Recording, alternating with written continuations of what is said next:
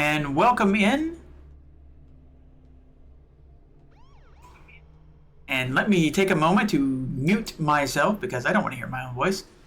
That's something that you have to suffer through, not me. The lady is abed. The guests have been filed away into various pleasure and torture chambers depending upon performance. The toys have been put away and it's time for everyone to play. In this case, I'm going to play by running a game. We're going to run some Cyberpunk Red. This is Cyberpunk Red, A Pound of Flesh and Steel. Monster Squad, Season 2, Episode 10, A Moral Imperative. And, yeah. You probably don't remember anything that has happened so far. Because it has been a few weeks, close to months, since the last episode, due to just like an absolute clusterfuck of people. I can't show up, and then I can't show up, and then I'm sick, and just oh my god. And I said, come hell or high water, we were going to play tonight, and then I promptly forgot we were running until the last second. And that is the professional attitude that you can come to expect from Bishy Running Games Incorporated. However, as opposed to me explaining some of the things that's going on and why they're all staring at this massive and, may I say, well-constructed warehouse filled gang members and people walking around and a nice little... Oh, what is the name of this shop? It's not technically a bodega. It is actually whatever the shop is called. The Convenient Smart that Continental Brands uses. Is it a Quicks or something like that? I think it starts with a Q. Sasha, do you remember? I have absolutely no idea. Okay, well, anyway, Continental Brands has a special little... Basically, it's a 7-Eleven.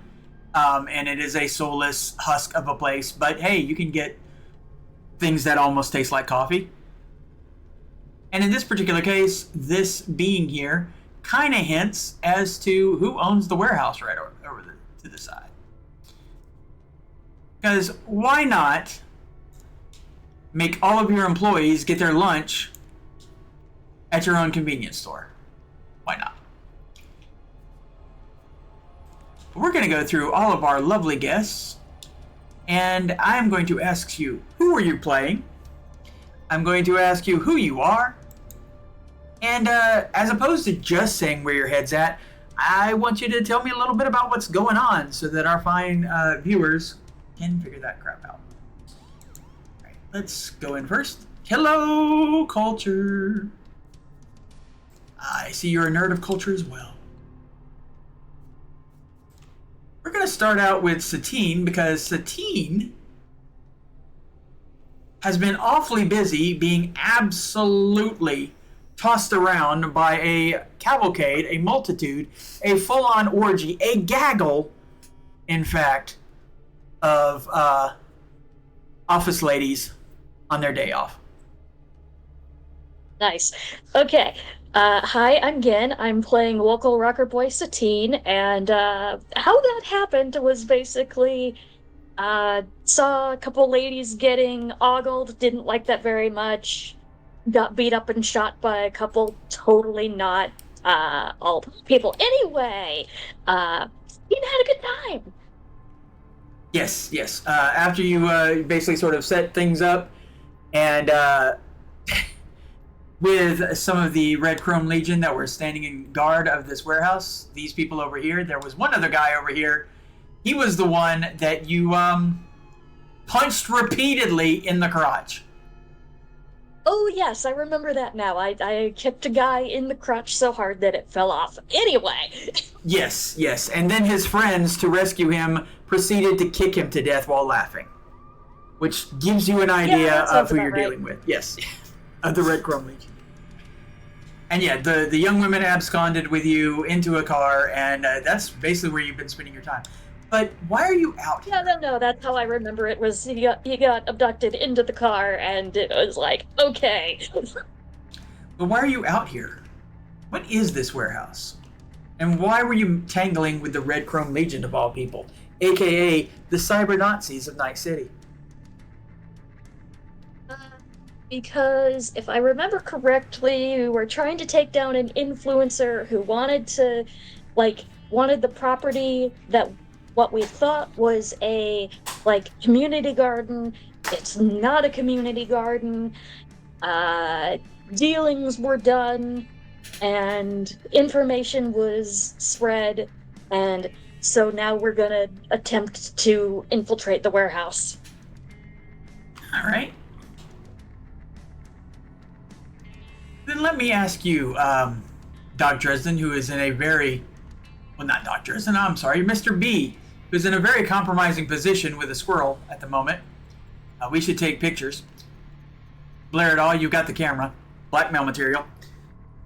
So, why are you here? And who are you? And who are you playing? Hi, I'm Dr. Dresden playing Mr. B, your bona fide business bear, and we are going to do some sabotage as there's going to be a demonstration of sorts in the near future by Razmataz and his, puppet master, because he's pretty much just a puppet, that's going to descend into anarchy and most likely get a lot of innocent people killed because they want to break our rooftop garden. So we're going to go blow up their cars and sabotage them. And, do some fash bashing. Anyway, okay. So why are you at this warehouse specifically? To sabotage vehicles either by messing with them or blowing them up depending on where we're at, how things are going. And why are these vehicles important? Because the vehicles are... Sorry, my brain is trying to set it up. It's... One, they have all the footage and stuff on there. Two, they are pretty much like armored trucks, Humvee type situation. And three, they're kind of vital to the image and the demonstration. All right, very, very cool. And where are they going? Where is this demonstration taking place? Combat zone, and then it's going to Pied Piper them into the apartment complex we're protecting that may or may not have a secret rooftop garden. Okay. Or biofuel facility. Blair it all. And garden farm. Tell us. Yep. Tell us the news. You're the media. Fucking dark out. It's fucking fireworks forecasted. We go to Doc with the weather. Doc's not here. Shit. Hi, it's Moose's problem now, and I have to go. Yeah. Yep. I clear it all. Live from the sidewalk, my home, my refuge, my address. Found a good apple in the trash. I mean, there was an apple in the box, but there was. Raccoon reporter. And I'm going to do my best to take my gasoline sugar and just guzzle it down a gas. Okay, I'm going to ask you a couple of questions. Specifically, what is the Red Chrome Legion doing here? So far, you've told me about. I've been informed about Razmataz and some sort of. I guess, what is it, a drink that he's offering, and he's going to take it to the combat zone. What does that have to do with the Red Chrome Legion? Got it. So, yeah, Razmataz is taking a drink to the combat zone. As far as we're aware, the Red Chrome Legion are pretty much the muscle on site to defend the APCs before and likely during delivery. No love lost between humans and fascists, but it is what it is. Right. Is there any specific reason, though, why it is the Red Chrome Legion? Bubba, it's been 2 months. It's been... Wait, what did you call me? I said, Bubba, it has been 2 months. It has been. Oh, if only you knew why you should not have said that. Yeah, okay. So the reason why it is the Red Chrome Legion, as you, actually you did in fact find out, the combat zone that they are going into, if I remember correctly, is, it's Japantown. And in Japantown is actually where the Red Chrome Legion is currently stationed at the moment, oddly enough. And that was the part that we're in right now. No. You're in I think you're in the Glen. Yeah, you're in the Glen. You're right before. Like, this is actually a relatively stable part of the city. Other than The factors leading to block the combat. Yeah. Okay, yeah. but who's Glenn and why are we inside him? Well, he asked. He was very sweet, dorky little guy. The Glen is actually one of the areas that got, of all the areas in Night City, it's one of the areas that sort of got its crap together sort of the fastest. It's actually sort of a municipal area. Most of the various areas of Night City are kind of like their own little, not necessarily fiefdom, but they have their own security and their own people who are running it.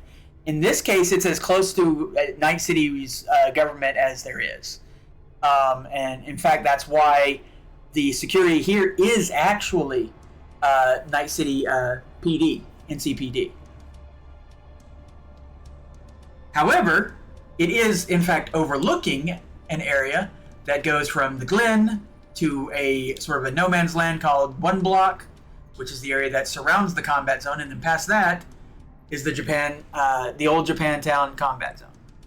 That is where these drinks are going. That is where, apparently, where Continental Brands and Razzmatazz are going to be using it to, make some money and get some people addicted to a highly addictive energy drink. Meanwhile, the Red Chrome Legion are going to be using it to drum up membership, basically. That is what you have discovered.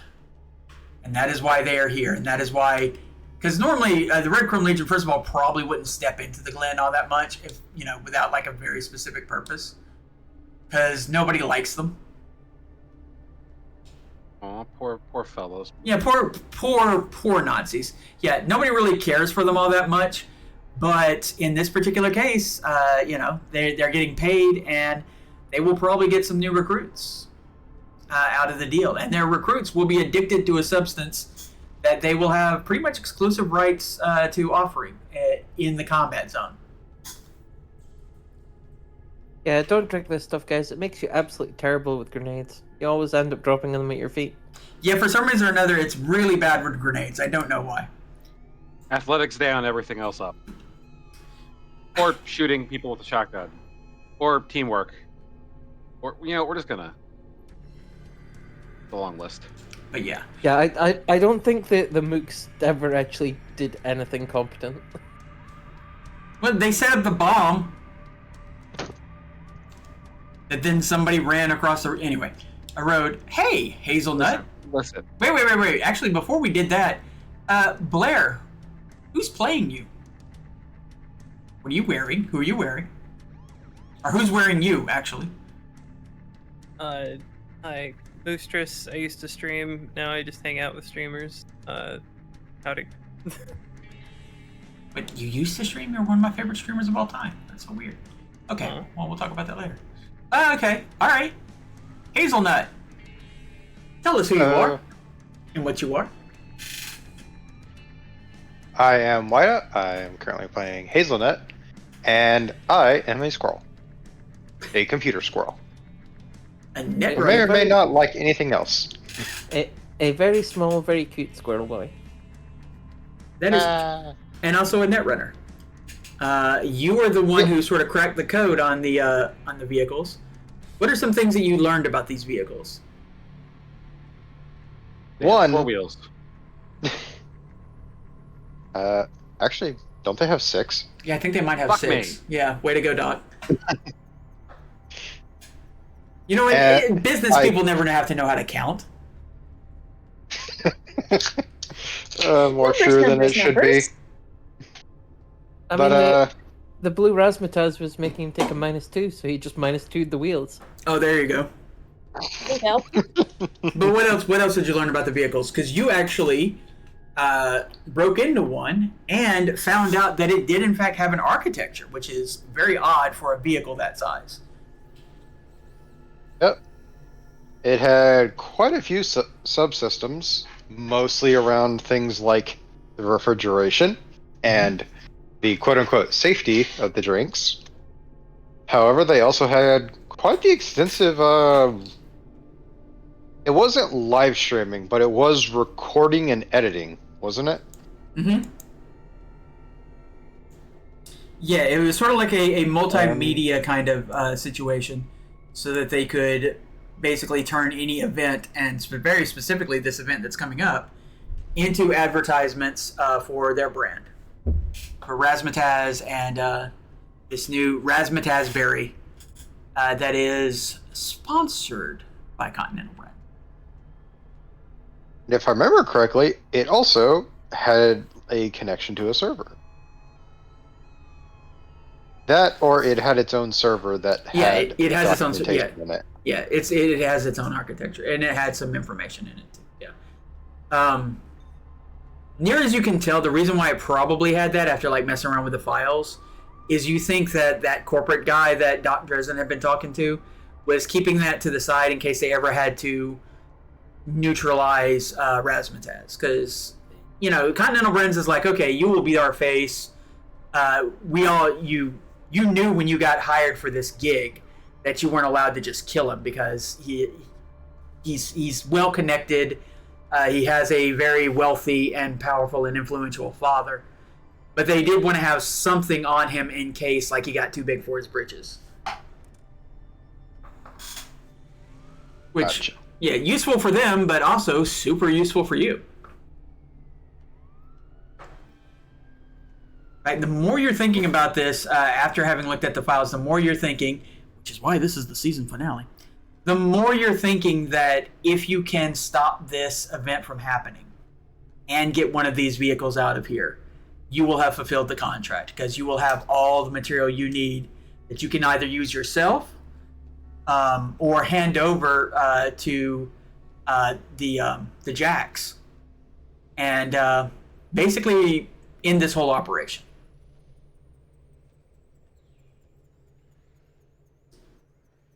Isn't that special? Yay! Yeah. Yay. Oh my god, just sudden vampire. Sudden Edward. It was very sparkly. Suddenly vampire. Alright. Tell us who you are, Scalpel, and who's playing who is playing you. Who am I? Hi, I'm Neko Cutie Sasha. I do stream, although I haven't been recently because my co-streamer has been kind of out of commission. But yeah, I'm playing Scalpel, the big cat medtech, who before this had been spending some quality cuddle time with our little squirrel boy. Now, you, Blair, and Hazelnut all found out found two interesting little bits of information. Do you remember those, or shall I remind you? Was that about the blue razzmatazz? Because I remember finding out it was essentially toxic or something. It's not toxic. Sorry, it's been a while, so yeah. no, it was specifically engineered to be incredibly addictive, like the reverse version of the Piranha Smash. Yes, exactly. It is designed so that once you have it, once it's really in your system, it is really easy to get addicted and hard to unaddict to break the habit. Yeah, like heroin or Reese's eggs. Yeah, or in a Bun's case, McRibs. Yes. Well, no, I have no reason. I don't see why I would ever want to break that. That's what they all say. It is a health food. Mental health food. Anyway, something specific that you found out. Well, okay, you also found out some stuff that relates to the pound and the agents in your head. You found out what about them? I can't remember that one. Sorry. That's okay. Again, this has been a month, everybody. You found out, much like the Geek Squad has recently found out, that the agents inside of your head, the AI that is attached to it, is not a simple agent AI. It is an AI that is capable of abstracting thought. It is like on the very verge of being the sort of AI that, like Netwatch would basically blow your brains out just to get to and then destroy. That's why it's capable of seeing you acquire value and knowing like how much something is worth. It actually has a concept of that and concept of abstract forms of value. Basically, Yeah, because go ahead. we got things that weren't actually like monetarily value, but it still like took some of that towards our debt, if I remember right. Yeah, it's thinking. You literally have another mini brain inside of your brain thinking on its own, without anxiety. Yeah, without your input. So yeah, that wasn't great. That wasn't great to learn.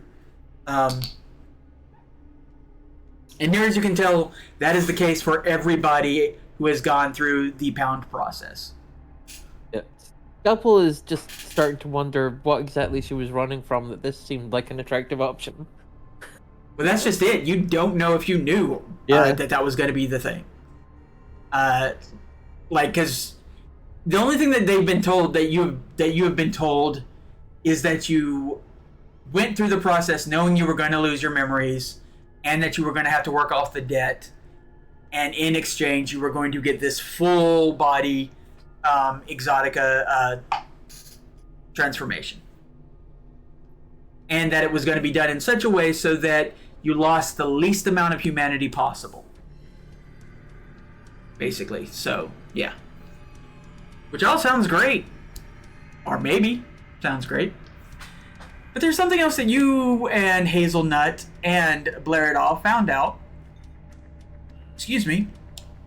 while you were investigating this little area. Because you guys cased this joint last time you were here. And you discovered that right over here is a Red Chrome Legion.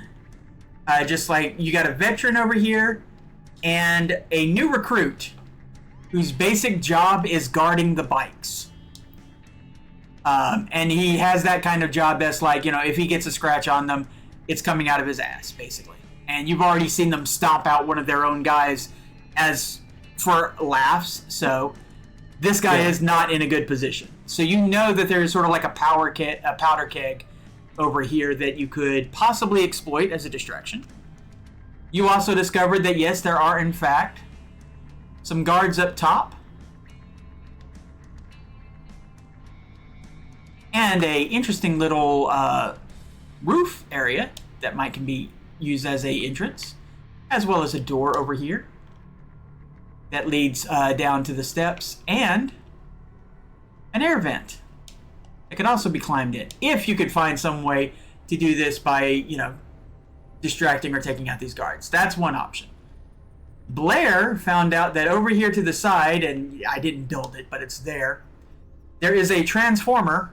And I don't mean Optimus Prime. There's a basically there's a giant power box over there that sort of like supplies power to this part of the city block. If it was hit, now Continental Brands and a warehouse this big, they have backup generators, but it would take their power out for a good solid anywhere between 30 seconds to like 2 or 3 minutes, depending on how good their backup generator is. So it's a way to cause a blip that could give you another opportunity. That is something you all figured out. Dr. Dresden, on the other hand, made a friend. I'm very good at that. Yes, you made a friend. Go ahead. You're very good at it. Very good. They're all my friends too. It's unbearable. You made a friend inside here at the convenience store. a young man who apparently has a sister who is working inside the warehouse. She is, in fact, the net runner that Continental Brands is using. And you have been given a phone number.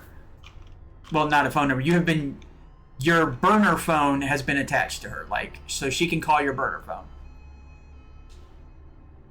And she is going to try to help you out, supposedly, according to this kid, since you helped him out. And gave him a sizable discretionary vacation fund.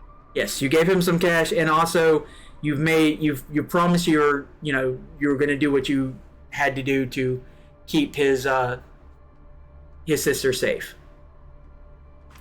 Because while he does not have the goods in any fashion to be an edge runner, he knows that something's about to happen. So he wants to make sure that whatever happens is not the sort of thing that causes undue harm to the people he cares about. And I believe she's taking a couple days off. This shit happens. She's not taking a couple of days off. She can't. He told you, like, she's working there and, like, sleeping there at the moment. The Red Chrome Legion is not letting anybody leave until after the event, basically.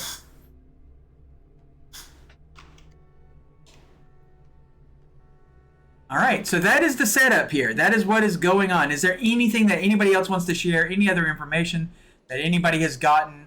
Or any questions that any of you have, since some of you have forgotten some of the stuff that's going on, that you want to go over real quick? I am good. No questions.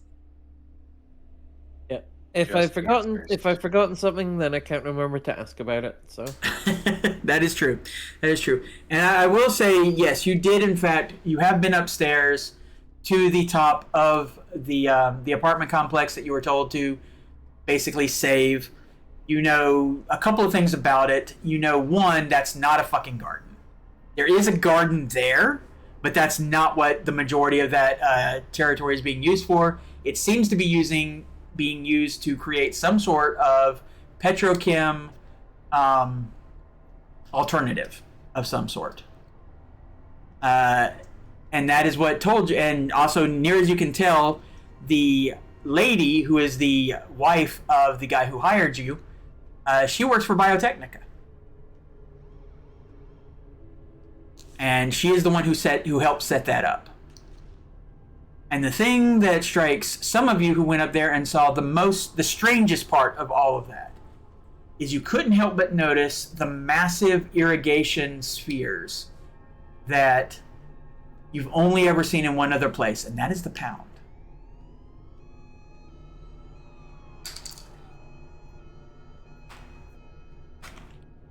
So, but that's a mystery for later. That's a worry for later, or maybe even not at all. Maybe you don't care. Who knows? You weren't hired to do anything about that. Well, actually, you were almost hired to do anything about that, but you told the guy to F off. So. Hi. Yes. I told him to F off. Yes. Even though you're standing over here, just go ahead and Theater of the Mind. You basically are at the bottom of the apartment complex is a little sort of like communal area, and there's a little sort of, I wouldn't call it a diner. I wouldn't go that far. It's almost more like a campus kitchen, like a shared area. But it's well stocked with the food from up top, so it's got good food. And you were told to wait there, and eventually the door opens, and you see Jack of Diamonds walk in with Jack of Hearts. And Jack of Diamonds is this one time. Jack of Diamonds is the one walking, and Jack of Hearts has a pretty substantial looking case that they're wheeling in. And he brings it over and opens it up, and you see all the toys you've ordered.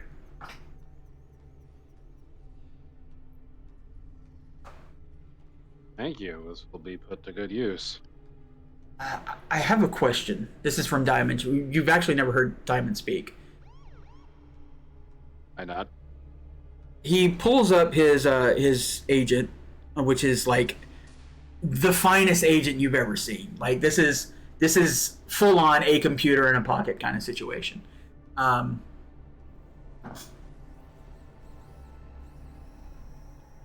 But no, I'm sorry, he's not an ace. He's a jack.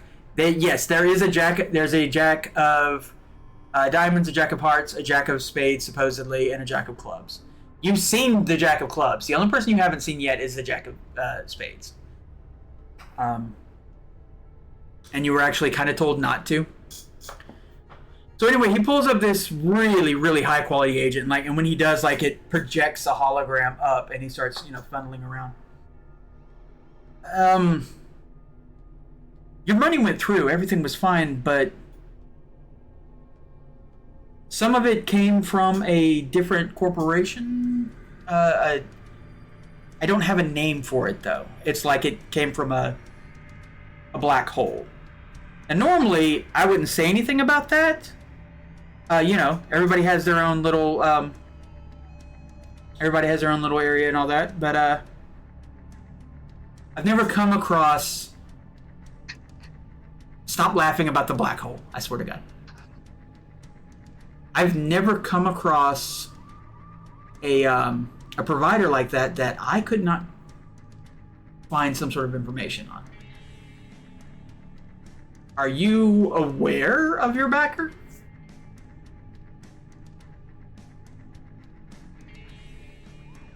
I think about it for a second.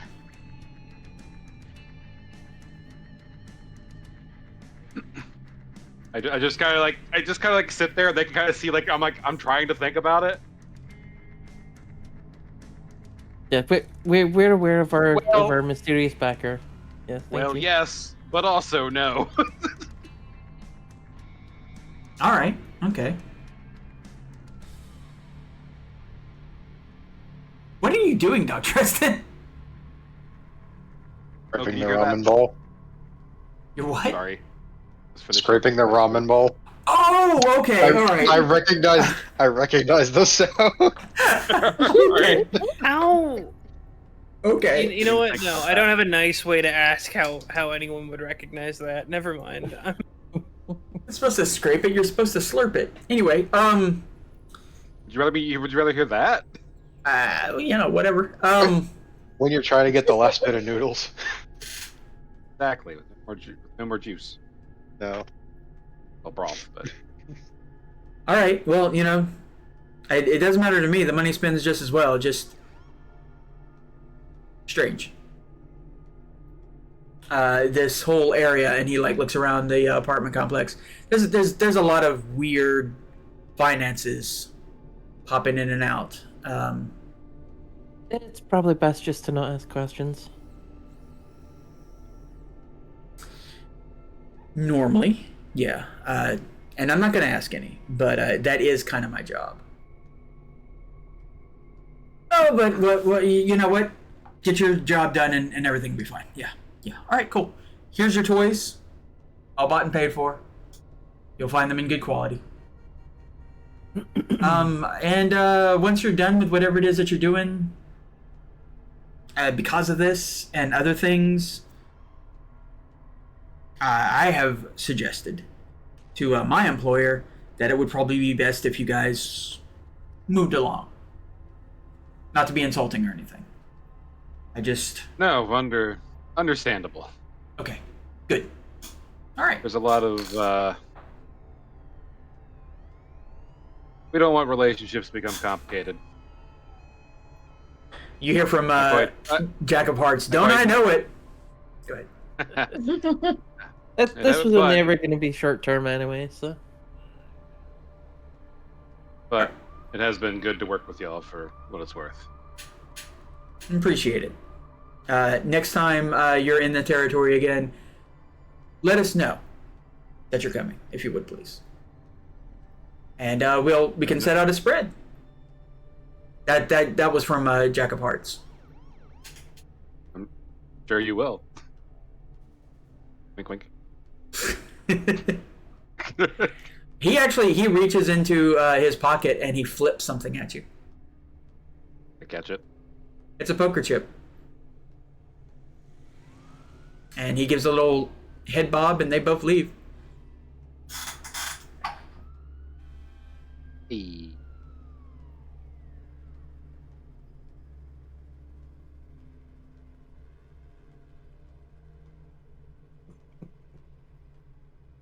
You laughing at? Just a dumb meme. I'll post it in the Discord. And you start pulling out all the stuff, and yes, it's all the toys that you guys ordered and everything that you spent money on. Nobody ordered cybernetics, did they? If so, Yes, I did. what'd you order? A micro Waldo. Yeah, okay. The lady upstairs can help you install that. She's basically like she's like a proto Ripper Doc at this point. So Okay. yeah, you go upstairs to get that dealt with. Yeah. But yeah, and your hammer's here, so Yep. gives a nice little purr. Big ass pink hammer. Yep. So yeah, you're all looking at your toys. Does anybody have anything special that they want to point out? It's like, hey, I got this, real quick. We got Kaboom Juice for the cars. What's got any kind of growing vehicle needs? Got a nice little spread of grenades, and I flashed my new pistol. Very cool. Did you get anything, Hazel? Militech. I did. I got a pistol as well, surprisingly enough. Though mine does not shoot bullets. Mine shoots various types of balls. Thank you. You had no idea. Well, no, but I can definitely give you a lot of lube. Oh dear. Like, seriously. Also acid. What'd you get, Blair? I got one juice box worth of car sugar. All right. And did you get anything, Satine? I got a bat. Okay. I got a rock. There you go. You are all set. While you're all kind of like, looking at your stuff and getting familiar with it, and while Scalpel is getting some quick surgery done up top. No, in the arm, not up top. That's for another time. It's the bottom part. Anyway, Oh god, just thought of flamethrowing tits. We have I mean, machine guns. Machine gun tits. There was taser nips at one point nice. in a game I was in. So Well, speaking of all of that, your pants are buzzing, Doc.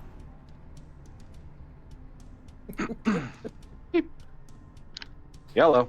Yeah, and because it's a burner phone, and not necessarily high quality, it was substantial. Everybody noticed. is that your agent in your pocket, or are you just happy to see us? It's a flip phone, burner phone. You hear a voice that is not human, but is not purely digital. It sounds like an AI of some sort, but like a simple AI, an AI like you would find on an agent. And hello, am I speaking to Doc Dresden? Sorry, Mr. B.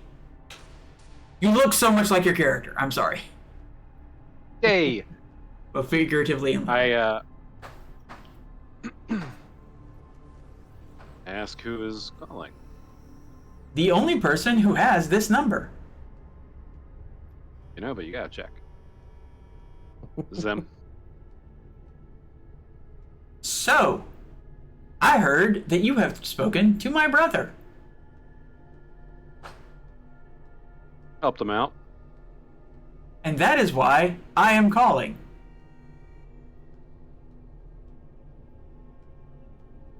I hate these assholes.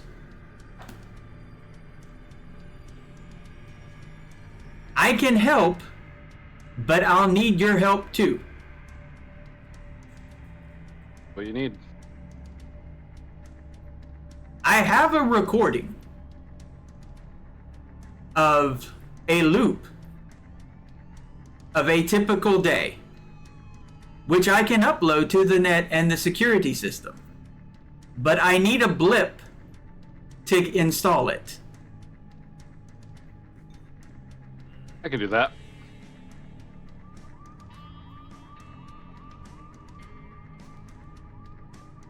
And it starts rattling off a list of numbers. When you are ready to blip, dial this number to let me know. If Sorry. at any point in time my brother is harmed during this heist or incursion or run,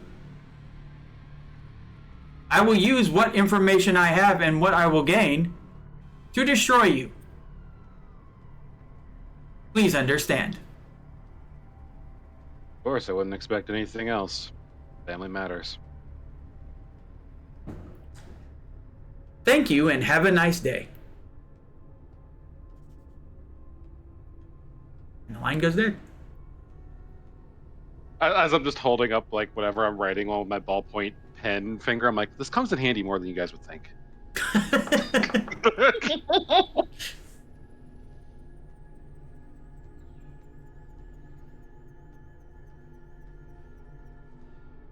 All right, so we take out that transformer, we ring in the loop, and then get to work.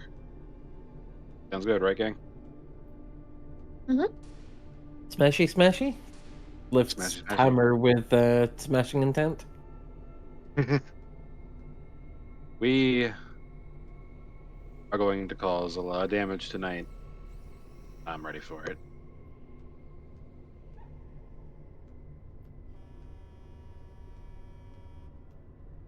Hazelnut. Give me either a tactics roll, or I'll also let you. You can just roll your roll rank if you want to. Your Netrunner ability. That's assuming that Mr. B told you what happened. Did Mr. B? Did you share? Okay. I'm sharing with the team in a private place, but I'm sharing with the team. Yeah.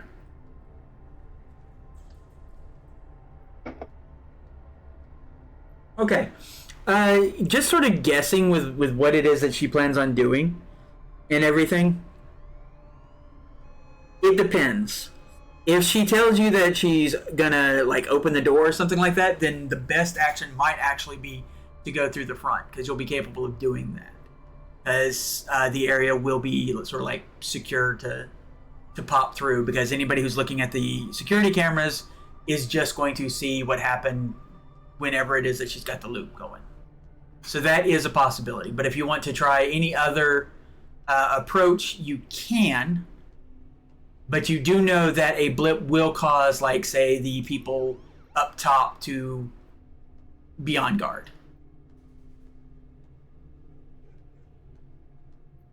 You do know, though, having seen it, that they don't have a clear view of what's going on in the alleyway.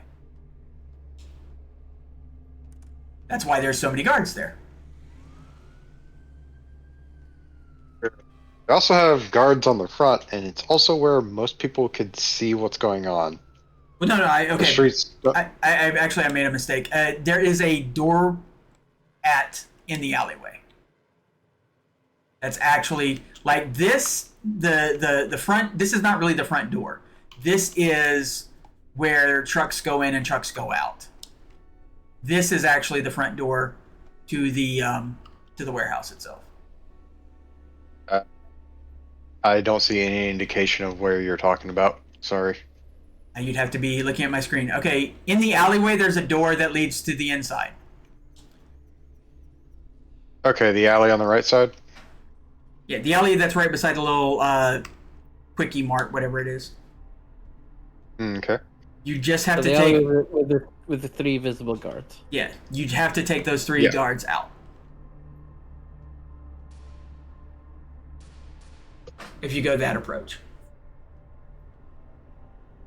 But beyond that, approach however you want. Just know that if you cause the blip, they will put the netrunner inside will put a loop on there, and take advantage of that how you will.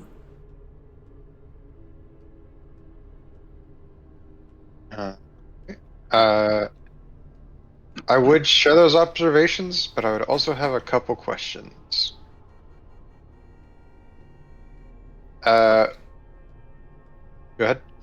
I was saying, are these questions to the players or questions to the DM? Sort of both. Okay. Because one of them would be if Satine, am I saying that right? Satine? Yes. You're the one who went down the alley last time, correct? Correct.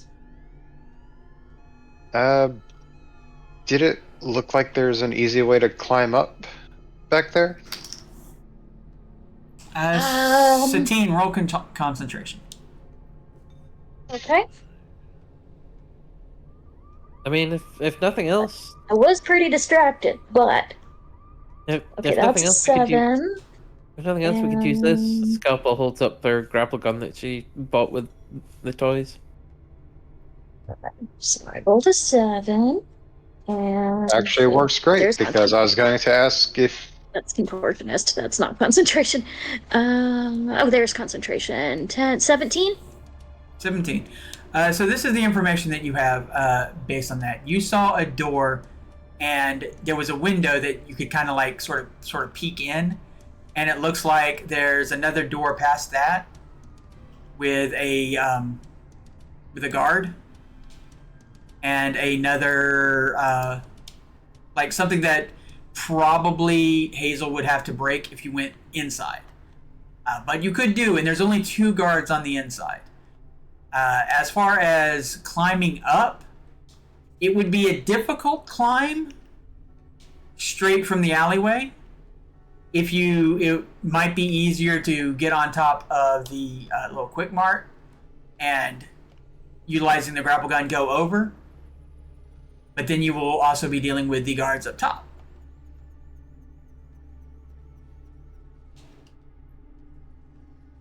One thing because my second question was how many was up top. You counted 3, but it was because it's up top. It's kind of hard to know how many are actually there. And you do know that there is, like I said, there is a door up there. So more could be called if that became a thing.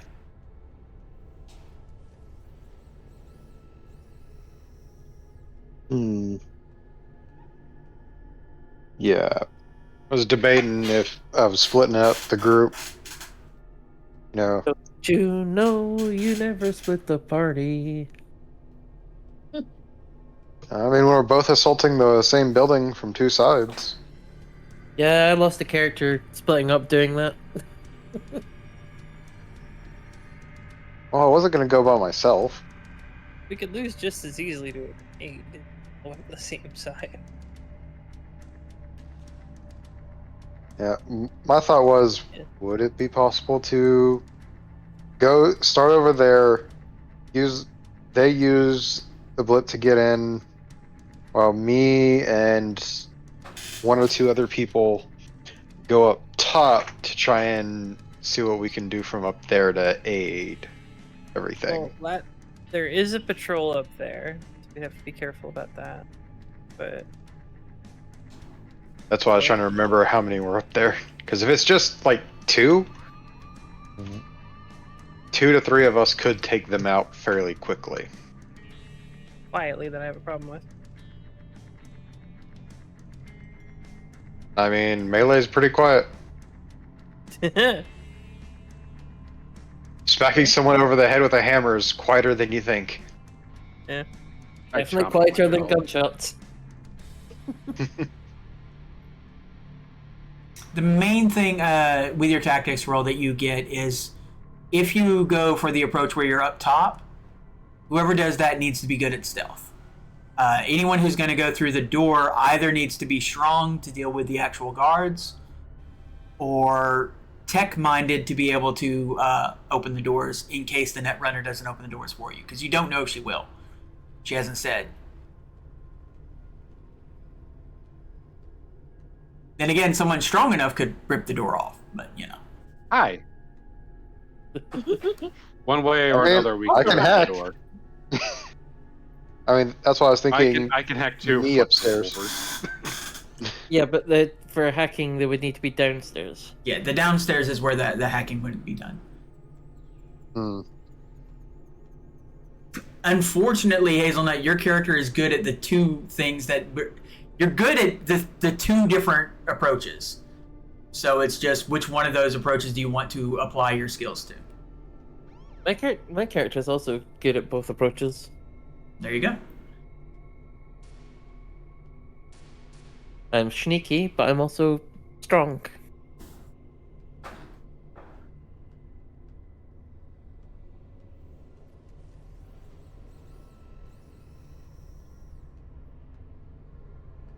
Well, That's totally up to just make sure all our cards are on the table. Yeah. I am not the only one making this plan.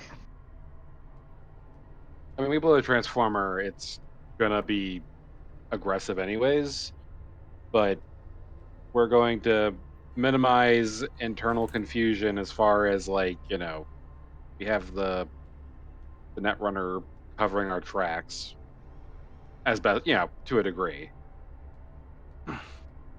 We're gonna be going in there. I think we just gotta break it, shock and all. There's too many variables that we don't know the interior layout enough. It's better just to go in heavy and react as things happen. They suggest As long as we keep in mind that we probably will, at a bare minimum, be getting shot at from above. I mean, Because we know they have a good view in. We don't have to do this at the same time. Like, yes, stealth's an option, but if you and I start going for the roof, once they go in the front door, they're gonna get the patrol's attention. Then we can shoot the patrol in the back. As long as we have surprise, it'll quickly go to our odds, and then we have the up. good point. Yeah, that works. That's why I figured 2 to 3 of us up top while the rest storm below. This is all being discussed over salads, by the way. Oh, and cantaloupe. So Tomatoes. So the two of you up top and us three go in through the side door? I think so. Sounds good. Then Blair, Okay. you've been fiddling with long arm. What was that? What do you have, like a sniper rifle thing? Shotgun, A what? I think. Yeah, I've got a shotgun. Slug thrower? Yeah. Heavy. Be right back. I'm gonna drop and rejoin. Yeah, you take care of that. Drop in to join us. And then Who's, looks like that. What's that? out of curiosity, how are you taking out the Transformer? Remind me. Is that red box with the transformer? No, it's there's a box on the other side of this building that I haven't actually built, but I know like how long it would take you to get from there and back. I mean, is there a way that I could go and like smack it up and then climb over this wall of spinning fans using the grapple gun? With the grapple gun, yeah, probably you could use that as a way to do that faster, or a timed explosion is another way.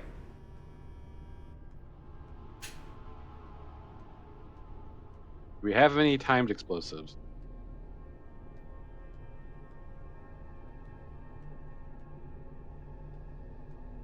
How about anti-car explosives? Those don't have variable application, unfortunately. Oh, well, okay, you do have one timed explosion. Oh no.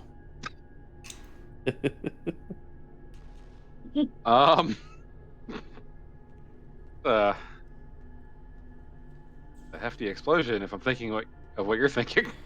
Yeah, but somebody with a good demolitions roll could basically lower the yield to something a little more controlled. And if you screwed up the roll, it's less that you're not likely to blow yourself up, but it will be bigger than you're thinking. It's up to you. Do we have anyone with a good demolition skill? I think our only demolitions person is currently out of the call. Actually, I do have a couple points. Because we had that entire discussion of, are we going to start using explosives? Okay, I will sink. I will take the hit on IP to get some demo. So, okay, pivot. Sasha and Hazelnut, they go set the transformer. We go to the front door, make noise, and then you two go up the side and take out the roof. Sure, we can take out the roof ourselves and What we cause trouble. yeah, you three cause trouble and we take the roof instead. Got an issue with that? All right. Showtime. Okay, all right. I'm going to move Sasha. At least this way I get to make sure that you're not getting shot when I'm not around. And she just pats Hazelnut on the head. Blushes, but tail just like floofs back and forth. The floofening. Okay, you're about right here. Or you will be when it happens. Okay. And you three put yourselves where it is that you want to be when you make the phone call. Bearing in mind that at the moment all the lights are on, and where they were a little lax yesterday, they are definitely in more of a sort of guarded position today, because it's when was showtime? I think showtime is tomorrow morning. So. And just to double verify, the bikes are next to the transformer?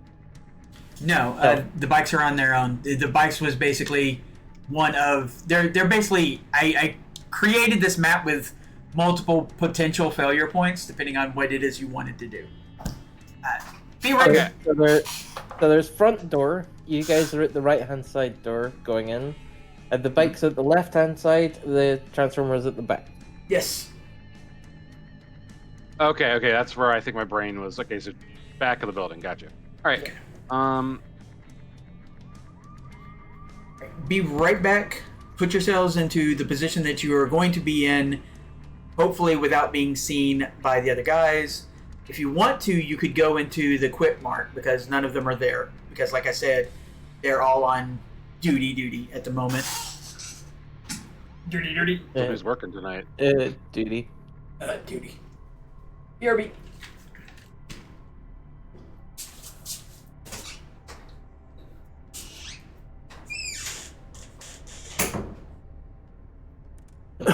Where did our things go?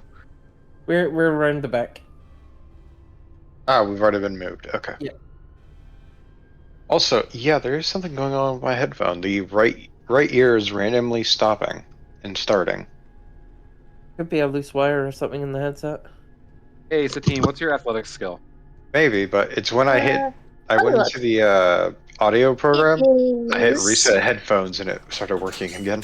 6 and 8 is 14. Okay, so do you have any grenades? I think up top. Do I have any grenades? I don't think I have any grenades. Okay. I'm going to... I'm going to give you a grenade or two because you can throw them with athletics. I have a flashbang, a security grenade, and 2 smoke grenades. Because that way, if you can't get in quick, we can kind of disorient them and then blitz. You step into the door. Yep. He looks. Ourselves. Go ahead.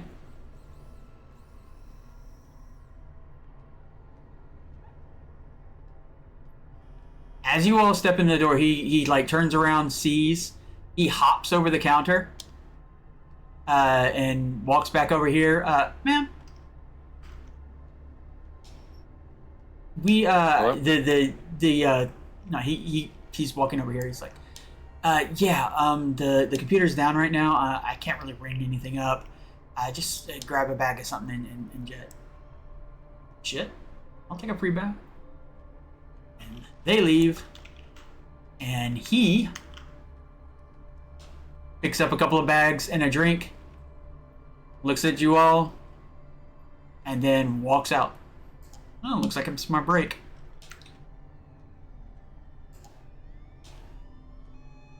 Because he obviously doesn't want to be anywhere near whatever the hell is about to happen. Smart kid.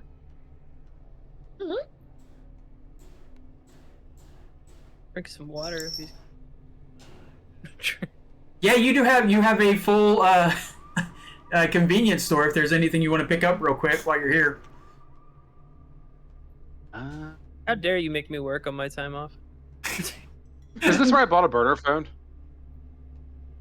Hmm? Is this where I bought a burner phone? Yes. I'm gonna grab another one of those while I'm here. Okay. Not a problem. Work smarter, not harder. Uh-huh. Oh, would I need to roll the demo tech before? No, you're gonna roll it as you set it up. Okay. It's more exciting that way. So I assume you're gonna coordinate this using your internal agents. Hmm? So Doc, you basically let our friend know when you're ready. Yeah, I'm gonna as soon as I'm told that they're setting it up, they're getting ready to set it up, ring in. Okay. You ring the burner phone. You do not get it clicks like it's open. Hmm? And something pops up on the burner phone. And you recognize that with your business acumen. That is basically it's a place where you can transfer money to. And you hear $250 for the doors. I put it on my debt. Okay. Pleasure doing business. And then now it was a question mark, so you didn't technically have to, but yeah, that's you. Anything that makes our job easier. Yeah, it does. I'll get out. If nothing else, I'll take donations from the rest of the party. Okay, so Hazelnut, do you have demolitions at all, Scalpel? Like the actual skill, any points in the skill?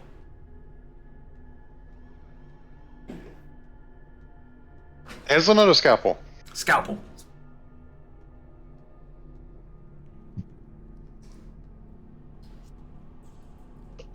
Scalpel, are you there?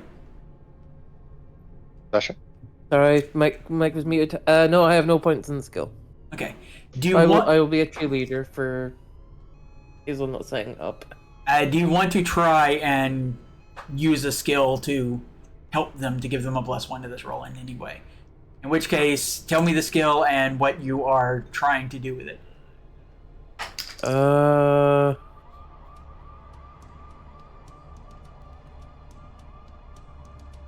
Can I use my science chemistry to try and help with figuring out how to absolutely, lower the absolutely. yield? Yeah, that's a good one. Yeah, go ahead and make a roll.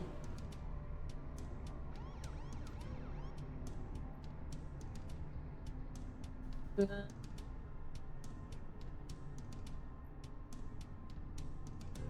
14. Okay. All right. You are able to give Hazelnut a +1 to this roll. And Hazelnut, you did have some time to sort of like look at the bomb, so I'll give you another +1 for basically like taking your time, even though you're not taking your time as you set it up, but you took your time beforehand to set this up. So you get a +2 to this. Do I add more with luck? It's up to you. The price of failure is not danger to you per se unless it's really bad. I will add 2 luck. Okay. So that Is there a way to add that to this? I think there's a mod there that you can do. Yeah, so that would be +4 total. Mm-hmm.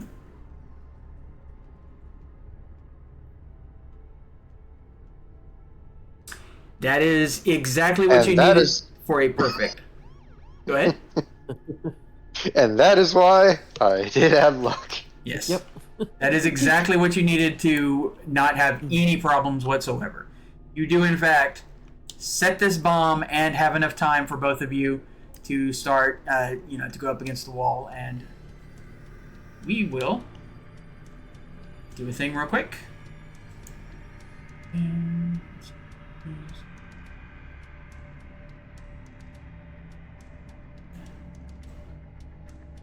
see, there's one here that might work real well.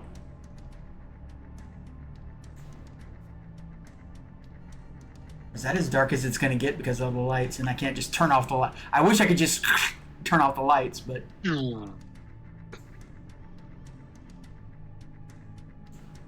it turned to space. Final Frontier. Darkness imprisoning me. All that I see. All that is absolute horror. I cannot live. I cannot die. All right. Well, as cool as it would be to turn on all the lights, it looks like I actually put enough lights in here. And I am not going to just go through each and every one going click, click, click. But yeah, all the lights in all these buildings, all the lights on the street, with the exception of the cars themselves, go down. Everything's when that happens. And yes, there's a nice, tasty explosion as the transformer just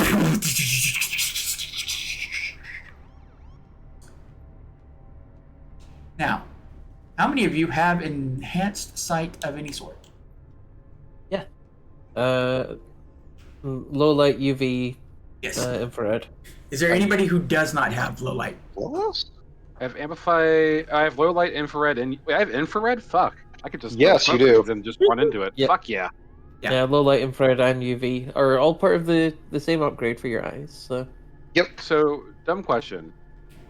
If I threw a smoke grenade and I had infrared on, does that mean I still take the penalties to the You minus? do not take the penalty. Yeah, you don't take the penalty for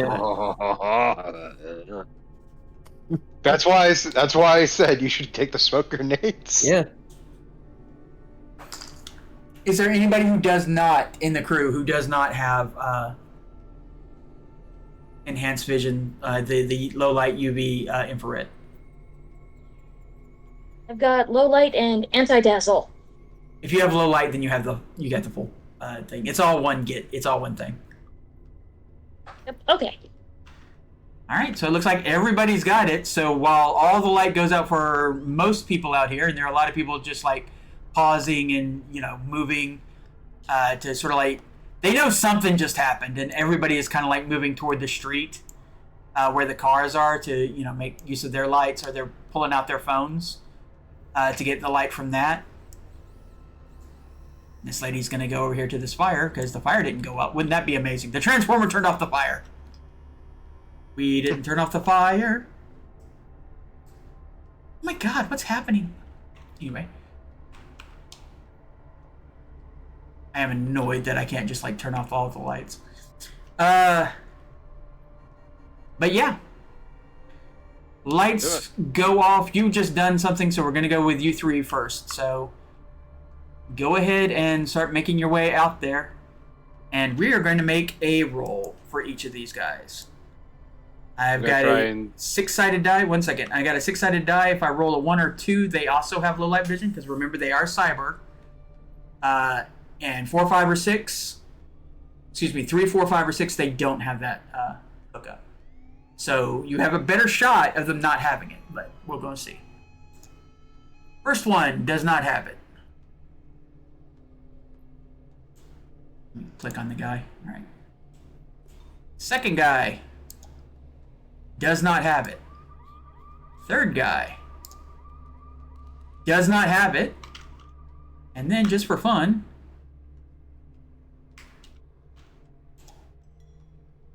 I didn't actually roll that. That was just dropped. Okay. First guy on the roof. Second guy on the roof. That roll? Might have been double 4s. But then that's like the third 4 I've rolled. All right. Dice, you're Oh, no, just Roll picking 4s? But that wasn't our 4, wasn't it? It was. I think rolling on the roof is not giving it a chance to roll. I got a roll. Okay. So, one guy on the roof has these vision. Nobody else up here does. They spent all their points on other things, which we will see what they are when it comes up. Yeah. Oh. Again, they're cybered. This is not going to be like, Razzmatazz. I hope. But, knowing my rolls. Okay, you get the jump on all 3 of these guys because they can't see at the moment. Like, the lights went out. They have light coming from these 2 barrels with the fire in it. But it's not like, their vision is definitely blocked to a degree. So anyone who wants to come over here stealth-wise, go ahead and roll a stealth check. And they will have a -2C.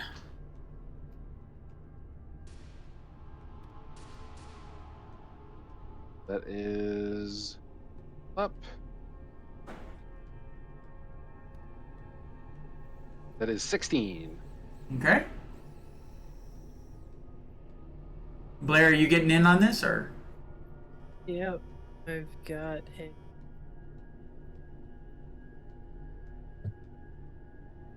17. Okay. And what'd you get, Satine? I'm looking up stealth. I rolled a 4. And just gotta find where it is. Skills. Body skill. Yeah. Thank you. Oh, there it is. So 4 and 8 is 12, so 16. Okay. I'm gonna roll for these guys. They have a penalty.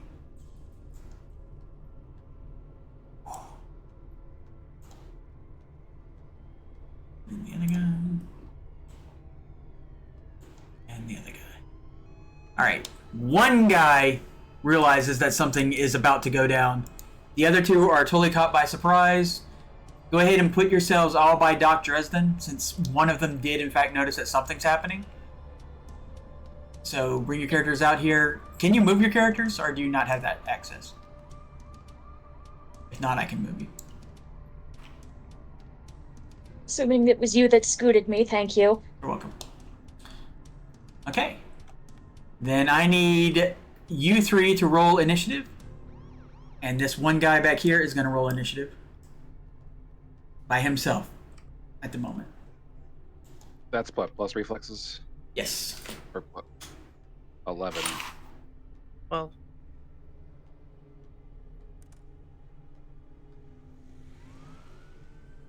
Didn't actually see what I rolled. Okay. Big. What'd you get? 11? Yep. Okay, Satine, what'd you get? Sorry, I'm looking at things again. I rolled a 7. Okay, what's your reflexes? Thank you. No, I just saw that. Hold on. Sorry. 6. 6. Okay, so you got 13. And Blair, what'd you get? 12. 12. Okay. Unfortunately, this guy does get to go first.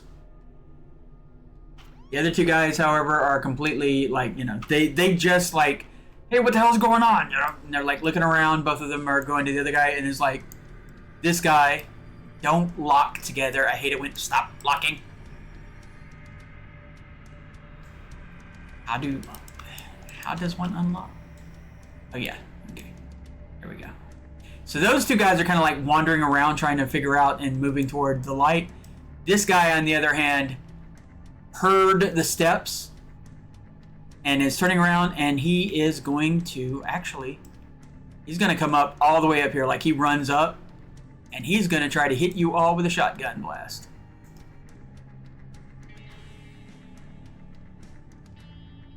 Rude.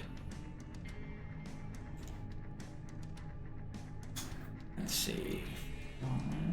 Okay. He's just enough to hit it. Those of you who can dodge bullets can roll your evasion. 18. Thank you. All my points in evasion. Yep. 8. And But me and Satine just like dodge to the side, and then it's just like Blair's like.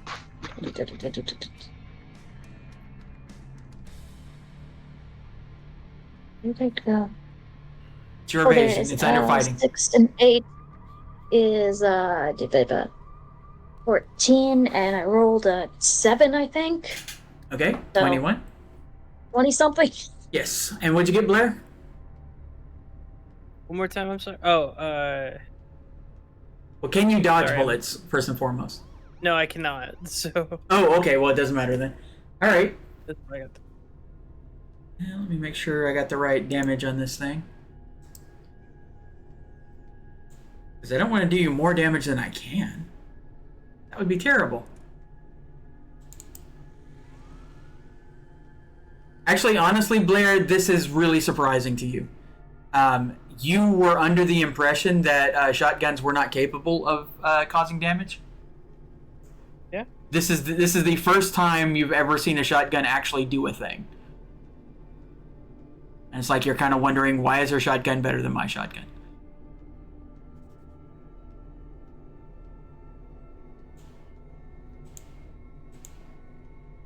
Okay. What is your SP? 11. Okay. He does not get through your SP. So he does not get through the armor. It holds true. Oh, shotguns do damage. Don't worry. They Meanwhile, in do. reality, They do if I don't roll terribly. Okay. Oh It is- yeah, that's always happened every time I shot one. Don't worry. All right. It is Satine's turn. Satine, you can go first. Now, I will tell you this. If you go after this guy, he is aware he can, do all the usual defensive stuff. However, the two guys back there have not clocked you yet, other than the fact that they've heard the shotgun blast. So they will have a penalty to try to dodge. I'm going after the people they can't see. Okay. Which one? fish in a barrel. Like this guy over here, the orange-looking one. This guy? It's behind the other guy. That Okay. one, yes. All right. You run up to him, and what are you doing? I'm gonna martial arts him. Okay.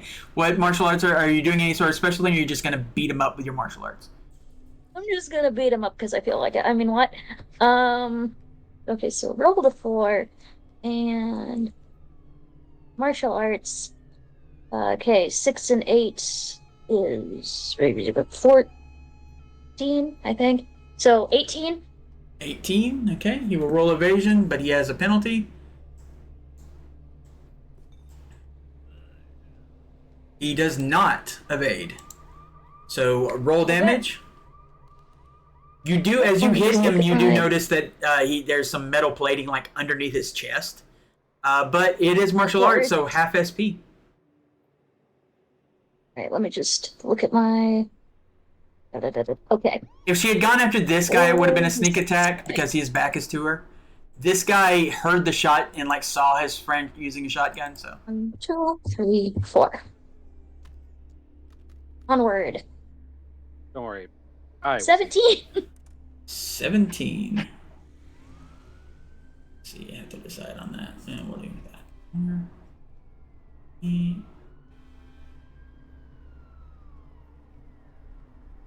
Okay, you do this guy some chunky damage. You do, in fact, run up on him. What kind of martial arts do you do? What is your martial arts style? Karate. I Okay. believe it's it. Yep, Yeah. Karate 6. Yeah, you literally just run up to him and just pop him in the face with your palm and just, well, not quite in the chest. You hit him hard in the chest and you feel him the sternum area buckle underneath the force of that hit, and he takes a couple of steps back and he's trying to breathe. He's, and now you got another hit. That didn't quite work.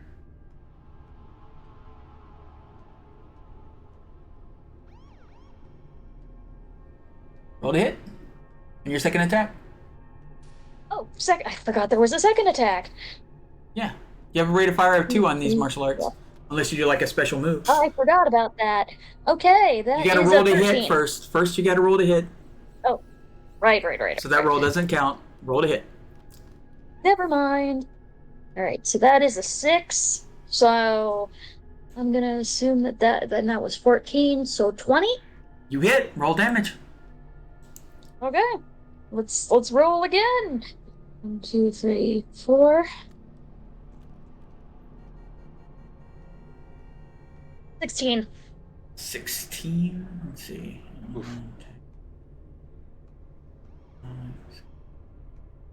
He is seriously wounded. So basically, you come in, pop him in the chest. He, and as he sort of like bends down for that, you turn around and spin kick him and catch him right in the shoulder, and like push him toward this way. Make sure I didn't put him on top of you. No, you put him on top of the. Yeah, I kind of whisper. If I were you, I'd get out of here. Fuck you, pansy ass twink! Surprised you can say that for the blood loss. He's definitely hurt, but it is. Yeah, he's definitely hurt. Bet I can't step on him this turn. Well, he hasn't paid for that. Let's see. That is a service. Blair, it is at a 12. Now, I will say, I will tell you what Satine didn't notice, but you have a chance to notice it. This guy's back is to you all.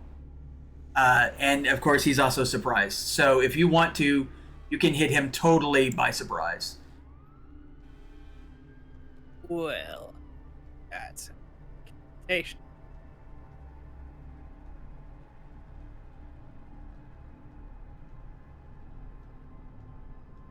Giddy up, buddy.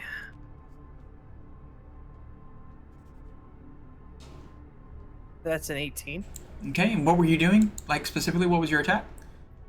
Oh, I'm literally just trying to blow his spine out with this. With the shotgun? Okay. You're trying to blow his back out? Oh my. Yeah. Are we gonna see Moose, the shotgun, deal damage? It's happened Maybe. before. Oh my god! Maybe today's Great. the day. Yeah. Moose, I think they're going to die. Maybe. I hope so. I would hate to survive that. That would just How much damage did you do? Because I was like on another screen. 24. That's a tarot crit. That was 24 damage with including 3 6s. That is a tarot crit. Interesting. All right. Well, somebody. Does anyone have a tarot deck on them? Let me draw one. I didn't even know that was a thing. You yes. only need 22 cards. But yeah. I can just pull up the tarot puller. That'll work. Yeah, do I was that. just googling tarot card randomizer. So we found out that as long as they are not aware of Moose, and she shoots them directly in the back of the head, shotguns do damage. But yeah, so 2d6 is a critical. Sorry, 2 6s are critical, 3 6s are a terror crit, which can have some funky effects. Right? Alright, Yep. so it was the Hermit. Which does what? I am scrolling.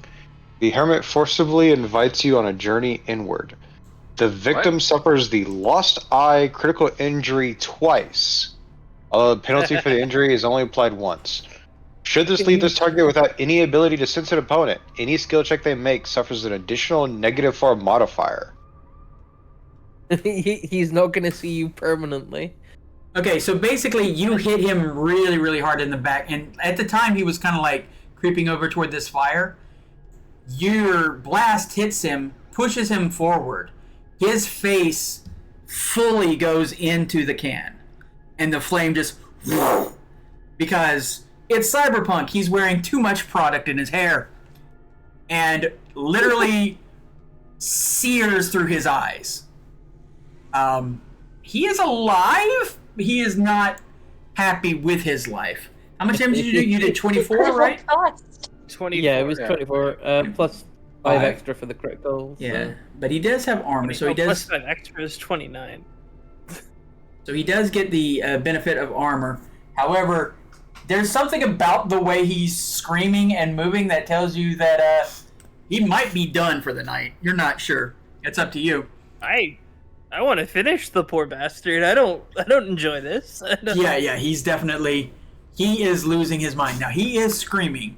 I'm going to roll, there's a shotgun blast down there, but weirdly enough, someone firing a shotgun in Night City isn't going to get all that much attention. Someone screaming but like is it that. muffled a little bit with the fire in the barrel, like the answer, metally echo, like metal muffly with the fire? You know what? It was a 50-50 on whether it was going to be muffled or enhanced, and it looks like it was muffled because the guy upstairs did not notice. So right Thank now, you, God. yes, you're still with just these. It is now Mr. B's turn. All right. Well, I think I should do the proper thing and deal with Shotgun McShithead here. Mm-hmm. So first, I'm just going to move around the other side. Because, of course. Actually, no, I'm going to move right here. I just picture you like charging through him, and when you finish your attack, you're dead. Oh yeah, no. I'm doing double wolvers, baby. Right. And it also should be noted, Doc Dresden is bigger than... You're not quite that much bigger, but you're definitely bigger than this guy. I wish there was a thing between those sizes. Nice. Big Burr. Yeah. Iron Hey there, little fella. First wolver attack. That is... Yeah, there's... I will roll, but... 18 plus 14, so that's 32. Yeah, you hit him.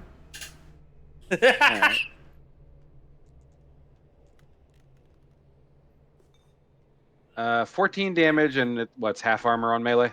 Yes, it is. So he definitely takes a nice chunky hit as you slash through, whatever part of his body that you want to slash through at the moment. I'm just gonna take a little bit off the side. Let him get a good glimpse of the bloody, fleshy wolvers on one hand. It's like, gotta make the other one match. And stab again. Oh, no, it's a 2 plus... No, it's a 16. It's a 16. He does have a minus because, again, even though he clocked you, he doesn't see you, per se. Oh, yes, he definitely didn't see you. He did not see that coming. So go ahead and roll damage. 8 damage. 8 damage, but, he didn't have much, so that's just down on that.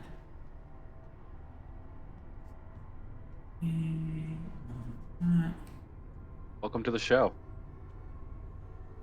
Big show. Whoa! Okay, now as I said, the effects of that blip is about 30 seconds.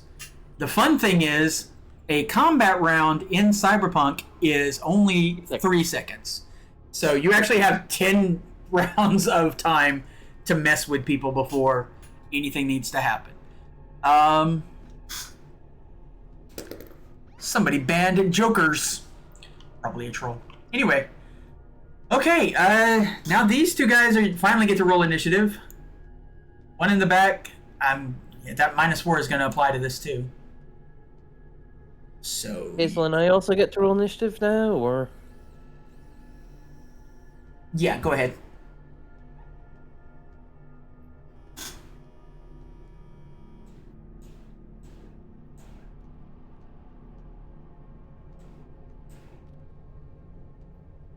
I think I'm also going to pop my Sandevis down. Okay. Does it So- have an auto? Yes, under combat it has an initiative button. Ooh, I saw a 6+2 for your rolls. 2 dice. Yeah, I got a 10 and then a 2. Or a 10 and then a 3. Oh, okay. Your auto rolled the. Gotcha. Yeah. Eh, Yeah, and it automatically Not adds the the stats best. if you roll with the sheet. So what'd you get there, Hazel? 10. 10. What'd you get, Scalpel? 18. 18. Now, somebody else is actually going before you, Scalpel, because I don't know if it was the fact that they got just karate chopped. But for whatever reason, this guy is just like after saying "F you, twink," he's like gonna make good on that because he rolled a 28 on initiative. God damn. Yeah, and he pulls out a handgun. Excuse me, a hand cannon.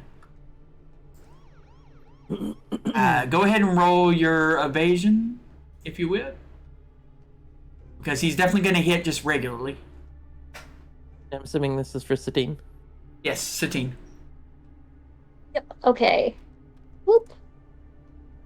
Whoop, whoop. Ooh, love that for me. Let me just check my stats real quick. Okay, evasion. I know I have that. There it is. Okay. 6 and 8, 14, 16? He hits. He hits. Of course he does.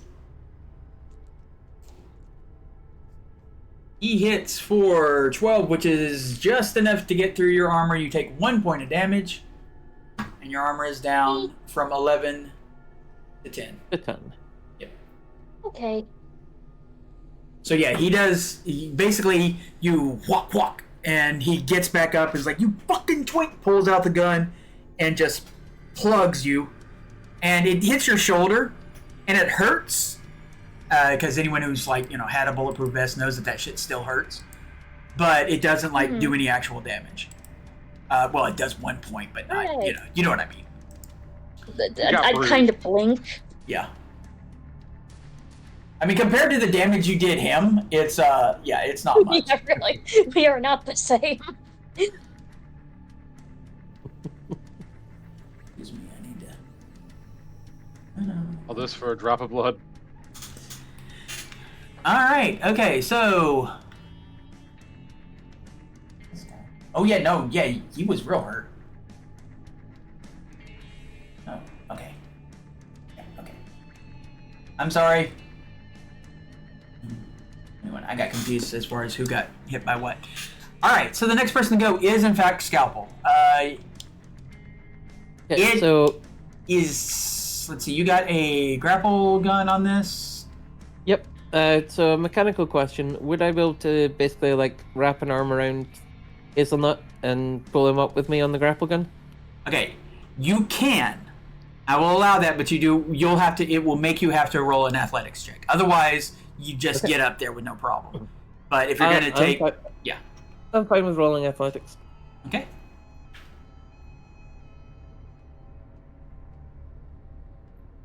That's a No 22 on the problem. Yeah. athletics. No problem. Let me see. I think I need to get you there. Yep. I don't think I can go up. Not that high, anyway. Oh wait. Yep. There you go. I'm assuming that was an action to do that. I think using a grapple gun is an action. In this particular case, it is. Yeah. because it wasn't like a reaction. You can use it as a reaction if you like are falling off. But, Yeah. And also the fact that you picked up hazelnut. So. Yeah, that's also true. Okay.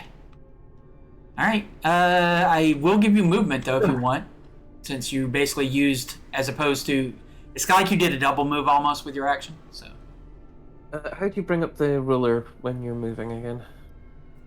Go to the toggle rulers. Click on it. You're gonna click on the one that's just a line, and then click on where you want to go on yourself, and then click on where you want to go, and that will tell you how many meters it is. Okay. Oh yeah, plenty of movement. Yep. I'm just gonna sneak up behind this guy. Okay. Now, what is your luck? 6. 6. Okay. I'm gonna roll a 6-sided die. If I get a 6, then you just happen to sneak up on the one guy who can see, who actually has the vision. Other than that, it is not this guy. One of these guys can see. He cannot see. He has no idea you're there. All right. Let's see. The next person to go, though, is... That was 18. So the next one is Mr. 15. And Mr. 15 is Mr. Shotgun. And Mr. Shotgun does look at you. And... What's up? Dumb motherfucker, I'm armed for bear. Anyway, and he's going to shoot a shotgun again at both of you. That's what the last guy said. Let's see if he hits. He does in fact hit. So both of you need to roll. He's still not. He's still at a slight minus, so there's a good chance you're going to dodge this too. That's Okay. a 22. Okay. Ooh. Okay, so that was last time was like 16, so that's probably a 17. Let me just double check that. Oop, okay, 6 and 8. Let's get that and 14. So 17. 17. That's pretty much what you needed. So yeah, you both pop out of the way of the shotgun. So move yourselves like a little bit to show that you. I move closer. I move like to the side of him, just like up. Okay. You I also. whisper, what Go. kind of bear? There I went. And he does turn around and There. he says a slur that I will not say. Certainly not on Pride Month. Huh. As far as last words go, not great. Okay. Could have Well, done better. the next person to go then is No. Satine. Is that Okay. Moose? Oh, he's just there like nothing personnel, F-bomb.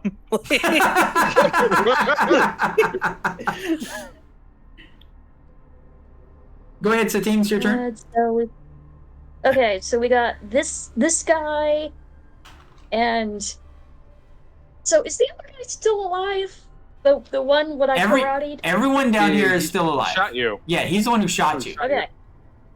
He's, Okay, time he's to step hurt. on him. Yeah, he's hurt, but yeah. All right, so we're gonna karate again. Okay. Friday, I'll kick your ass. Anyways, So yeah, we'll Yeah, basically go ahead and move yourself over there. that's an 8. And back here. Oh, there it is. 6 and 8 is 14. So 8 is 22. 22. Yep.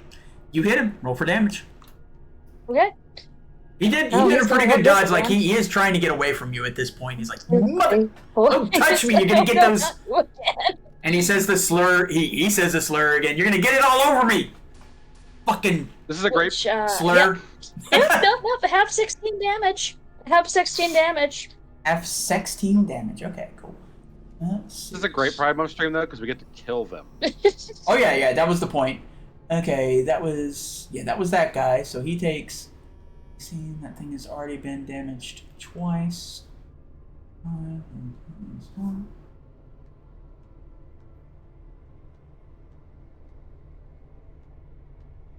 He is hanging on by a thread. Like at this point, you hit him hard enough, he slammed into this wall, and then backed over on these milk cartons, and he's about to fall over into the fire. So give him another hit, and you will toast him. Yeah, let's see if this works.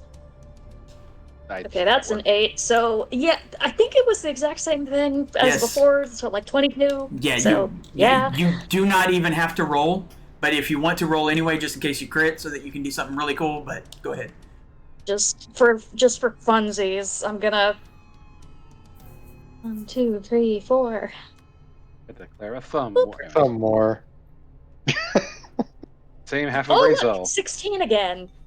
Yeah. You basically, he tumbles over into the fire and catches fire, much like his friend, and tries to run. And it's one of those things where it's like he's on fire, he runs slower because his body is kind of broken.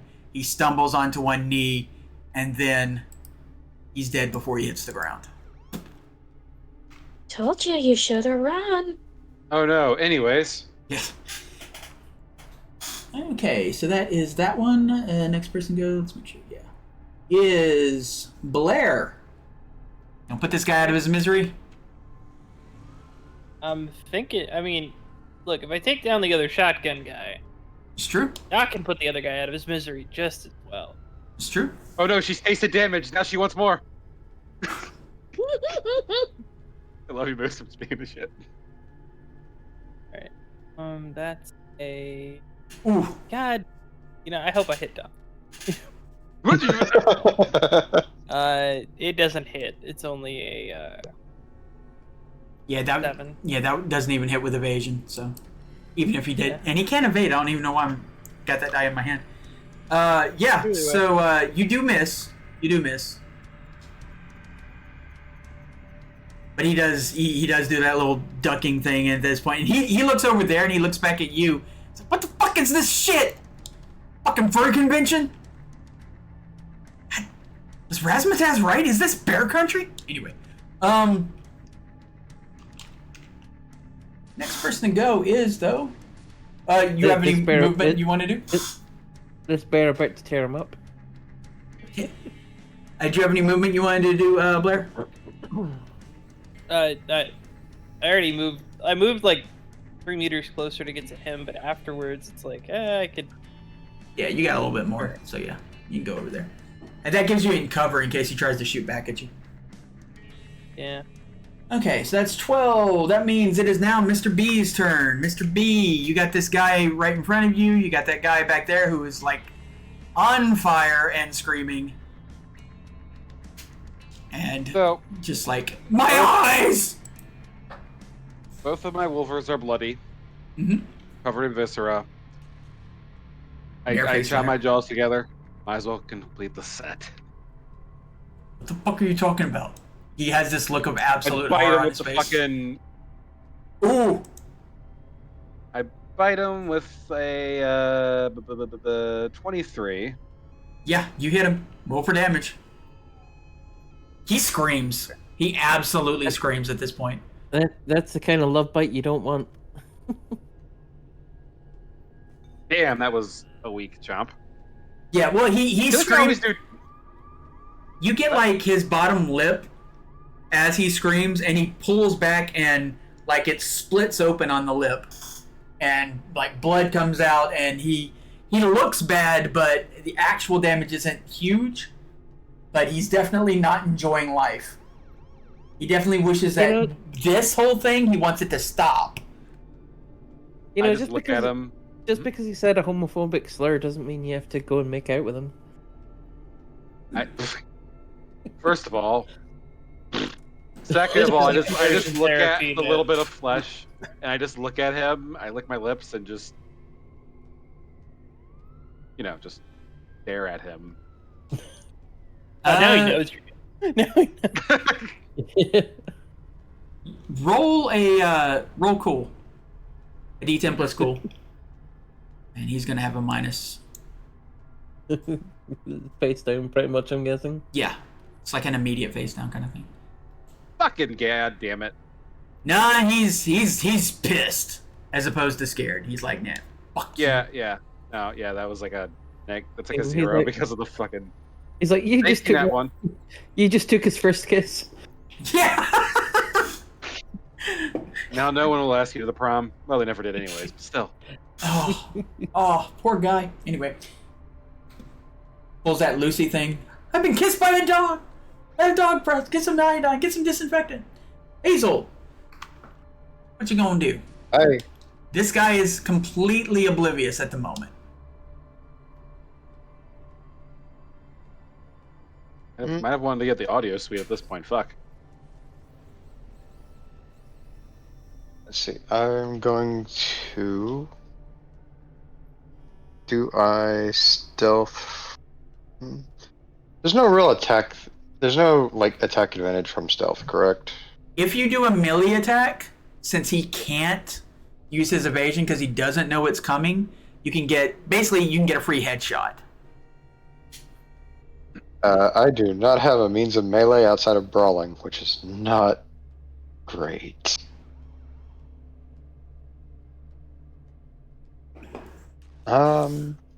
So yeah, then it's just Actually, whatever the my move is 10, so move is 10. well, no, I can move up to 10. Okay. I was going to say, No, 12. 12. them's Copperhead Okay. numbers. I don't think you're on that drug. Move 6 means I'm move 12 meters, right? Yes, 100. Yeah. So if I go from there, oh wait, can you do multiple points? Yeah. Yes, right click, I think. Right click cancels. Okay. Yeah, that was your 12 meters anyway, so. Yeah, I'm trying to do after that. How much would I? What would be the range on Maybe this left other one click over then? here?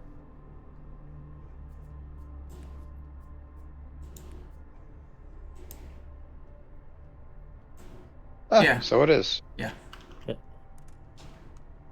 Ooh. That would be 19 meters.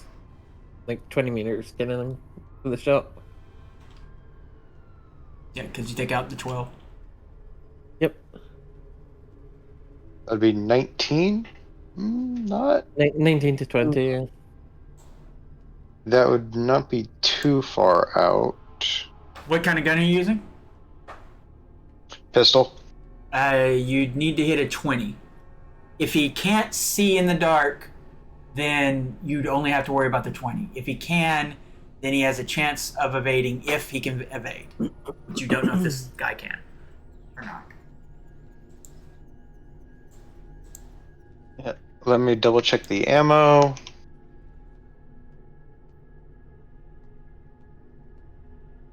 No less than 7 attempt to beat. I'm so glad I got to use this freaking map. I worked so hard on it.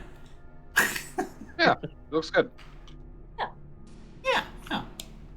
Hmm. I mean, look, there's all this stuff inside here. Stuff. That's a really good convenience store. I don't care who you are. I'd shop there. I did. I'd shop there. It's convenient. Yeah, and a store. Yeah. Doesn't have a clerk anymore, but you know. It's fine. Okay. It's fine. He Here's wasn't even supposed to be there today. Yep. Wasn't even supposed to be here today. Okay, it literally covers only one square. Perfect. Alright. Gonna just move over here. And I'm going to fire right here on the tile, not the person, Mm-hmm. a slippery ball. Ah, you're looping him up. Yes. All They right. also must pass a DV13 athletics check or fall prone. Okay. Do you have to roll to hit for that, or what's the deal on that? It should say.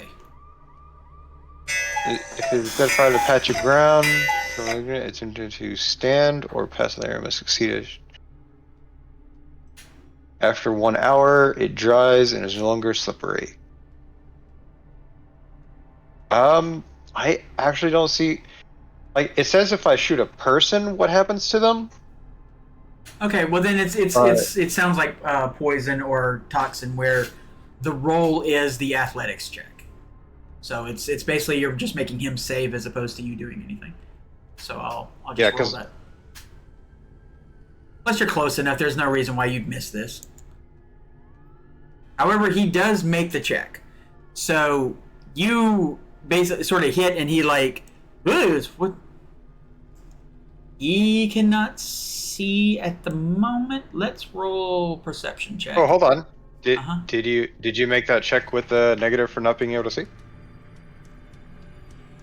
18. What does he need to roll? It was DV13. Yeah, he still made it. Okay. I have to. Oh, is that a bird? Okay, so he slips and slides and like leans up against the thing over here, and you he's just like, God damn it! Somebody needs to clean up here. Somebody spooged all over the damn roof. It's probably some of that fucking drink. Blueberry my ass. Anyway. Blue ballberry. That is all I can do for now. Okay. Well, yeah, he didn't. You're like right there, and you can see him perfectly. He cannot, at the moment he's still like, when are we getting the lights back on? All right. Next person to go is another 10, and that 10 is Mr. 18. Oh, it's this guy. He runs screaming at you, Satine. And he is just swinging blind with his claws. Roll evasion. As he pops Wolvers of his own. Oh. Ooh, don't like that. Well, honestly, it's kind of scary. This guy is coming at you. He looks like Wolverine mixed with Ghost Rider at the moment. So for a split second. In that case, there's also a part of you that's looking at it going, this would be a cool album cover. 15. 15? Wait, you rolled a 15? No, I rolled a 1, but if we go with my stats, then... No, you have to roll If you roll a 1, you need to roll another 10 and subtract another d10 and subtract it. I forgot. Now, if eventually everyone gets their characters in the sheet, it will do that stuff for you. Mm-hmm. All right. Okay, so 4. Excuse me. Oh, you've got an 11 total. Oh! Okay. Oh! He runs at you screaming. You look at it, and for a split second, like you with your lips, you're like, "That is the coolest thing ever. That is going to be my next album cover." And he keeps on running, and he hits this trash can. And I am gonna roll his luck real quick. And then face plants into another fire. He doesn't face plant into his fire, but he is now moderately on fire. This really just isn't this poor guy's day. Yeah, he is. It doesn't matter. He's a piece of shit. I mean, yeah, but some sympathy for the devil, please. Wait a minute. Let's see. No. No sympathy for this devil. Nope. Lights. Boop, boop, boop, boop. Okay. So yeah, this guy is totally on fire. He is not liking life at all. No. All right, and now we go back up to the tippy top. And the tippy top is this guy who does absolutely nothing other than gurgle and bleed. Close that library. So then the next person is actually Scalpel. And like I said, Scalpel, you're kind of amazed. This person does not see you. It's hammer time. And I'm going for a name chop to the head. Okay, well, I mean, it's free. Why not? Yep. So yeah, I basically just auto hit. Then, yeah, roll damage. Roll 5d6. Yep. It does not have SP if he has any head armor, so. Yeah. Trust me, I've built an entire character for this. 13. That was a fairly terrible roll. It is, and unfortunately, he does have armor. But he does take damage, however. It's not like a free and clear. Where did I put this guy? Oh yeah, he hasn't even had a chance to roll for initiative yet. But he does take 6 points of damage, and this is prone. Any armor that gets through is doubled. Any damage that gets through is doubled since it's a headshot. That is true. So he does take a full. If it was 6, then it would be 12. Yeah. Okay. Cool. Yep. You definitely kabong him. You don't kabong him quite as hard as you were kind of hoping, but you definitely. I mean, this is the first time she swung this thing, so she's not quite used to it yet. Yeah. And because he was like over here, was like, when are we getting the lights on? And Jesus Christ! As basically stars explode in his eyes. He has no idea where that came from at first. Walk. And you know what? I'm going to give you a little thing on that. Since he has no idea where it came from at first, he is going to clock you, but no, somehow or another he keeps his footing in the spooge. This man was designed to skate and spooge. It's a weird skill, but he's got it. He's lost in the spooge. Yes, he's lost in the spooge. All right, there's a chance this guy might notice and might see. So let's first of all see if he's one of the ones if he's the guy with the eyes. He is not the guy with the eyes, so we know that it's that guy with the eyes. But he did hear, he heard the sound of that hammer. Kabong. So he is going to roll perception to see if he can. Yeah, he clocks you. Oh. It's like, what the hell is that? Because mostly what he sees is like both of your eyes kind of like glowing in that sort of wolf way. Cat, but yeah. Yeah. All right. The hello Kilby. He will get to roll initiative starting next turn, though, and same with this guy. Now, the problem for these poor guys is each of them is dealing with a very small force, so they have no reason to, like, call this in as, like, a big incursion. He doesn't know that things are going on down there. So, you guys have made a pretty good tactical move so far. How will it get effed up? Who knows? Scalpel. So the next person. Shearing Possibilities are confidence, many. most likely. On our part. Yeah. All right, yeah. This guy, he throws his shotgun to the side, and he's like, you know what? I'm a bit of a bear myself, and with that, he's going to go after you with some wolvers. Now we're talking. Some bear-on-bear action right now. It's not that kind of bear. Some people pay good money Too for late. it. Pride month. I take it back. All right.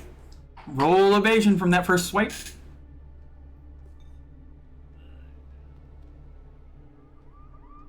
That is a 19. It is a 19, and he misses. Aha! However, I will say he's no longer blinded because the other guy is producing so much light that he can see you. It literally turned himself into a human torch. Oh, yeah. So yeah, he's swing, total miss. Total miss for this poor guy. Okay, the big boys are inside. Anyway, next person. Because every time we touch, I get this feeling. Satine, it is your turn. This person. I feel like I should Yeah. put this poor guy out of his misery. Yeah, you're pretty sure, like, with a good kick, he's gone. So that's what we're gonna try to do. Alright. Eat. Okay. You just kick him back into the burning fire can. Yeah, Yeah, you 'cause find that'd peace be- back in a fire pit. Yeah. If we do martial arts, it's 14, so 16. Let's see if he dodges. He does One- dodge somehow. Well, it's weird. You're not sure if he dodged or if the fact that he is running around in this small area. That Yeah, you're having a hard time drawing a bead on this poor guy. Attack the second. Yes, you have another attack. That's true. See if this works. One free cremation, No! Night City style. Another 16. Let's see. I mean, he should be rolling at some pretty nasty negatives. He is, in fact, at negative. He's at a hefty negative, to the point that this does, in fact, hit. Roll damage. Oh, okay. Well, let's put you out of your misery then, guy.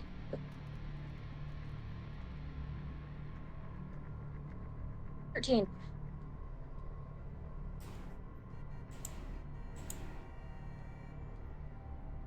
The fire does not go out, however. He has sustained so much fire that his body is now literally on fire. He has converted himself from a person to kindling. There's quite a bit of chrome underneath there too, so you know. It's pretty horrifying, but it's there. Yes, that's maybe the first time we've ever smelled cooking meat in human form. Smells just like pork. Yeah, and you know what? Links. This is, in fact, this is Cyberpunk, so there's a part of you that's like, I know I'm not supposed to think that that smells pretty good, but I've been eating salads this whole week. Anyway. Many salads.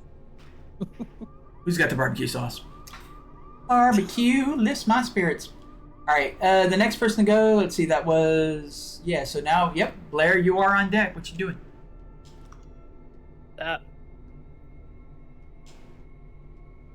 Drop. And roll. Okay, that's definitely enough to shut him down to open up. Yeah, he has no, yeah, he can't dodge, so roll. Aye. I mean, he's been using, most of these guys have been using, have been using a very high armor. Notice they're chromed up, in a way that's like, yeah. Alright, does a 17 wrap it up? 17 might not, actually, because of the armor he's got. That's 4, so he's only got 7 left, so he takes 10. He is still up. He is, however, seriously wounded now, so he's got a -2 to everything. He's basically more than halfway. Bye, Blair. Yeah, you basically like shoot him, and he steps forward a little bit. Where the fuck did that come from?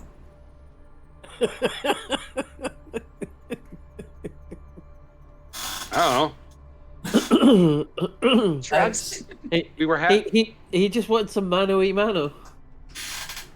Yeah, you literally popped out of cover, shot him, and then went back behind cover. He has no idea what's going on. Though he does see his friend over there cooking, and he sees this other guy, and then he just very, very slowly turns around. His eyes meet yours, and it's your turn. I blow him a little kiss and then get the wolvers. Oh, come on. It was a 6 and then it fell off the guy on fire. So what'd you get? That's an 11. Okay, it's possible, especially since he's got a -2 right now. But no, he does like, but his movements are way more frequent. God. It's Okay, literally Stop minus throwing 2. your dice in the fire. it's literally like at this point you're like swing, and he backs up to the ice thing. Swing, back up to the ice thing, and That one was a 12. That makes any difference. and is up against the thing, and he reaches, like he one of his wolvers goes back up, and he is reaching into his pocket now. It's not his turn, so he can't do it, but it looks like he is going for his phone, because he at this point is like, okay, no, this cannot stand. God damn it. All right, next person to go then is, let's see, that was Mr. B, is Hazelnut Sausage. Go ahead. Alrighty. So, I can tell that one has reacted back there. Yep. I am juggling a couple of things at once. Let's see.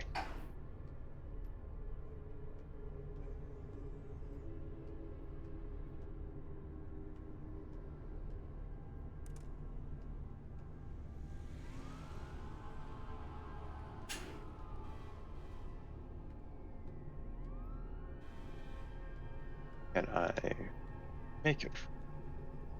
I really wish it didn't default to that one each time. Oh my god, an explosion!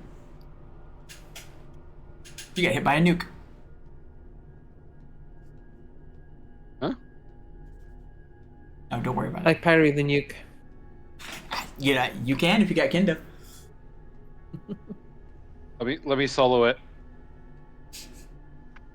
Alright. What you doing there, I'm Hazel? gonna come over here. Mm-hmm. And from here, it, just to make sure I am correct, 12 meters. I'm going to fire another shot, which I also realize, despite being a special gun, it is still rate of fire 2. Oh, nice. And what are you shooting So- with? A dazzle, which is flashbang. Okay. Give him the old razzle dazzle. You do no damage, and when hit by your attack, must instead attempt to DV-15 resist torture and drugs check. They also suffer damaged eye and damaged ear, critical injuries, for the next minute. Alright, what is your luck? If Stat? they fail the critical injury, the resist torture. Yes, if they fail. Yeah, what is your luck stat? 6. 6, okay. Roll. No anti-dazzle. Roll again. And no dampeners. So he is not immune to this.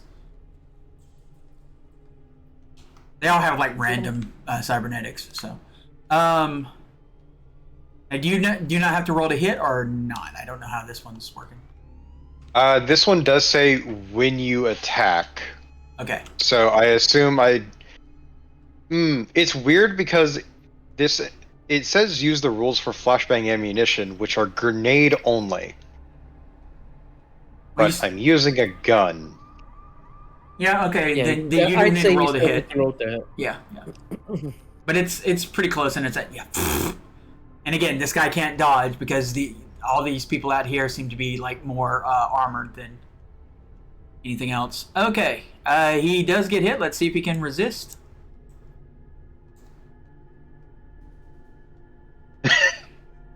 Oh! I don't think he is.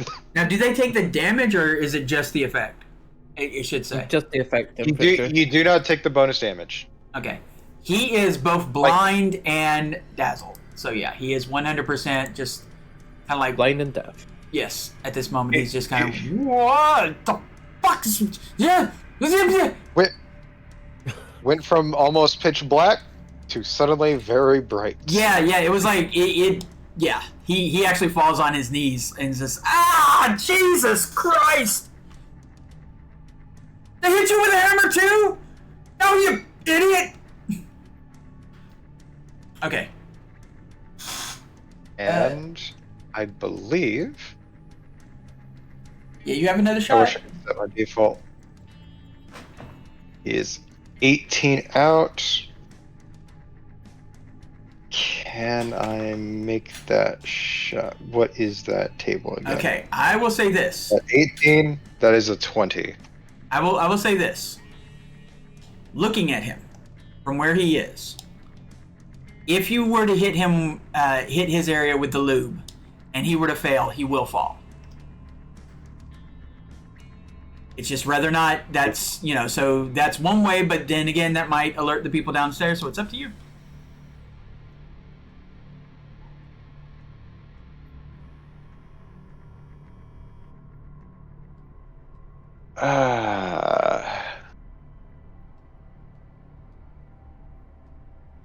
Right now, you're really taking advantage of the fact that, Night City is a wild place, and these guys specifically, even though this is the Glen, they are from the combat zone. So that's kind of deadened their senses in a weird way to all this.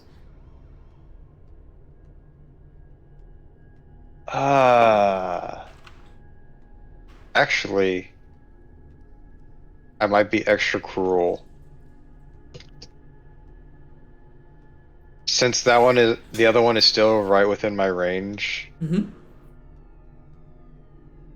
I'll use a Mega Ouchie on him, Okay. which is Biotoxin. Okay. He definitely can't dodge because he can't even see it coming.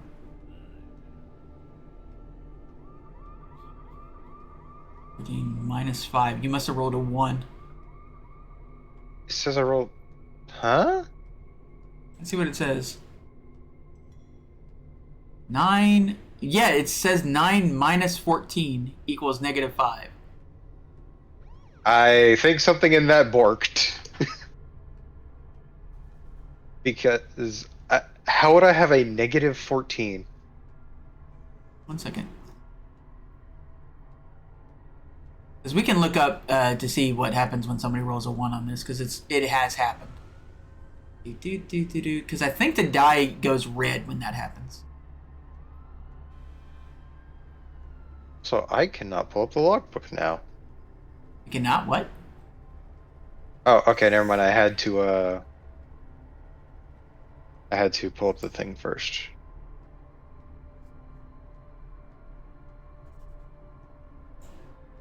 I really, you know what? Roll again.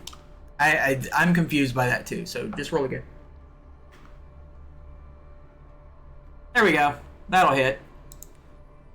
And he will roll to try to resist. Let's see, and he needs to beat a 15, right? Correct. And I'm going to give him an extra negative because again he can't see or hear. He has no way of knowing that this is coming. So it goes from a like where you'd probably hit him in the chest, you actually hit him in the face. And you thought the guy on fire was screaming. This guy is... Well, roll 3d6. Let's see how much damage it says first.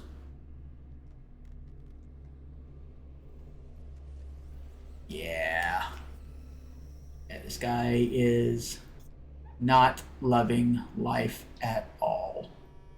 As he reaches up to a face that will need reconstructive surgery. Alright, and for the record, I only have one more flashbang and one more lube left. You should always bring extra lube. Come on. Anyway. Why do you think there's 2? And the next person to go is... Yeah, it is Crackle, Crackle, Crackle. So. That is that guy. He's dead. And that guy's dead.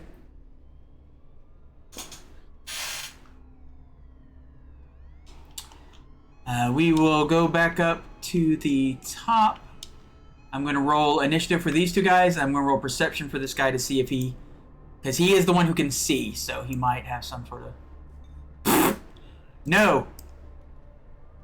He's looking... So you notice when you looked over at him, he seems to be looking over the edge at something that's going on down there.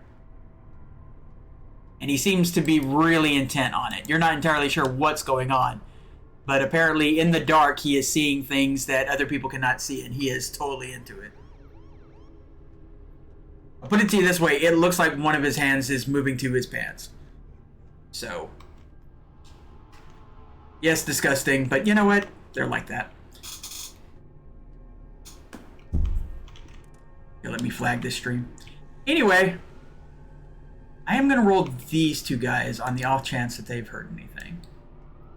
They have a pretty high negative because, again, they moved over toward the fire, which is away from you guys.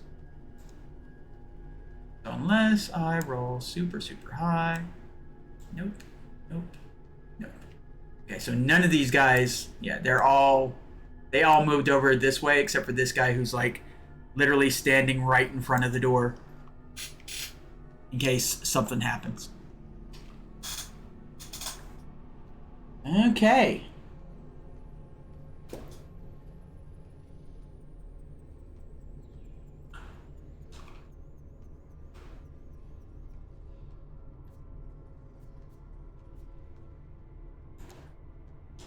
You do not have an action to stop this. Not physically. There. Mr. B. Yeah. You are an exec, however. You are a manipulator of people and a negotiator. I will give you a free action to make a pitch, however you want to make a pitch, to keep this guy from using his action to call in reinforcements. Give you a one-time offer. You hold that call, I'll let you walk. I not, nor will I allow any of my group to hurt you. You put that phone down. And I like my wolvers. Because you call them, you know shit's looking bad for you right here. You got one chance to walk away and live. Take it. All right. Either roll perception, interrogation, or you could do another face down. Trying to bribe him with his life. Oh, you want to use bribe? Yeah, you can pick if you want to pitch a particular skill to me. Pitch it. Yeah, I mean, I'm essentially persuading him. The reward that he is getting, the bribe is living. Okay. Then make a bribe roll. Those are the exact same.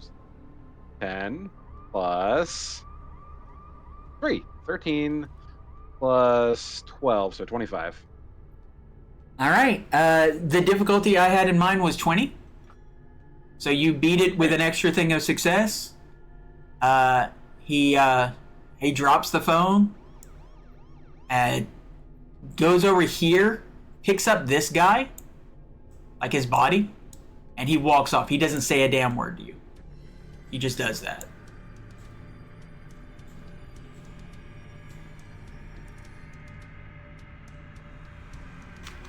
Right.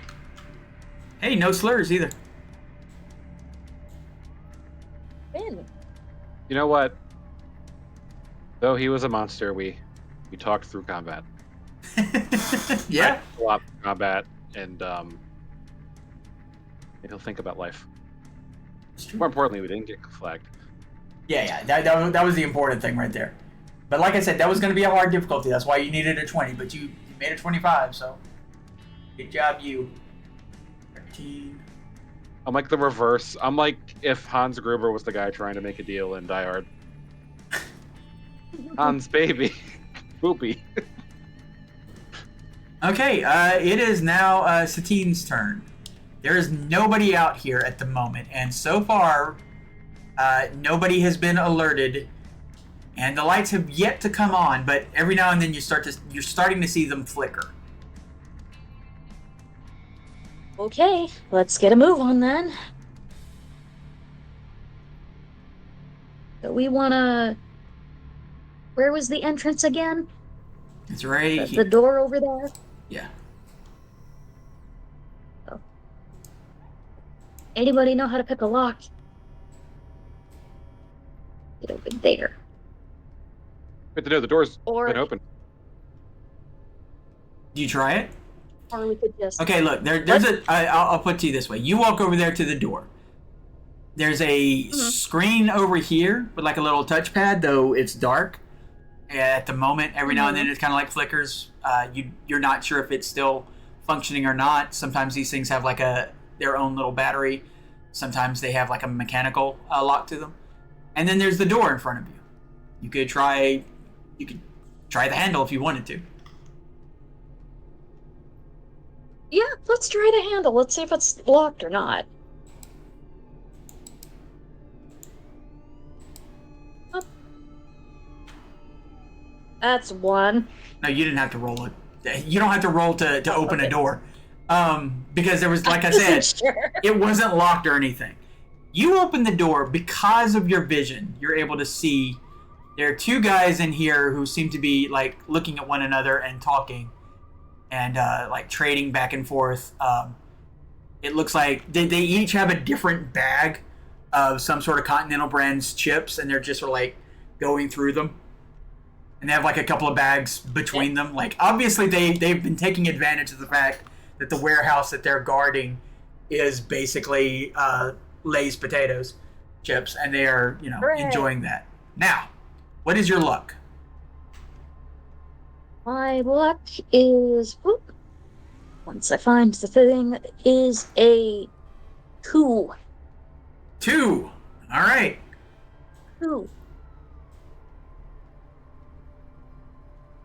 So if I roll a 3, 4, or 5, or 6, on either of these guys, they have the ability to see in the dark. Okay. One of them can. One of them cannot. Now that doesn't mean that they notice you, it just means that they can see in the dark. Because the difference between out here is like, there's fire and there's torches and all that sort of thing, and things are popping. In here, excuse me, I have to drink or perish. What is the light source for this?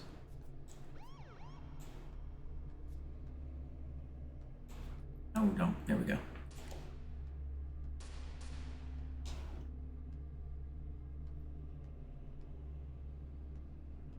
Yeah, technically I could have turned off the lights in here, but I'm not going to bother because the lights are about to come on anyway.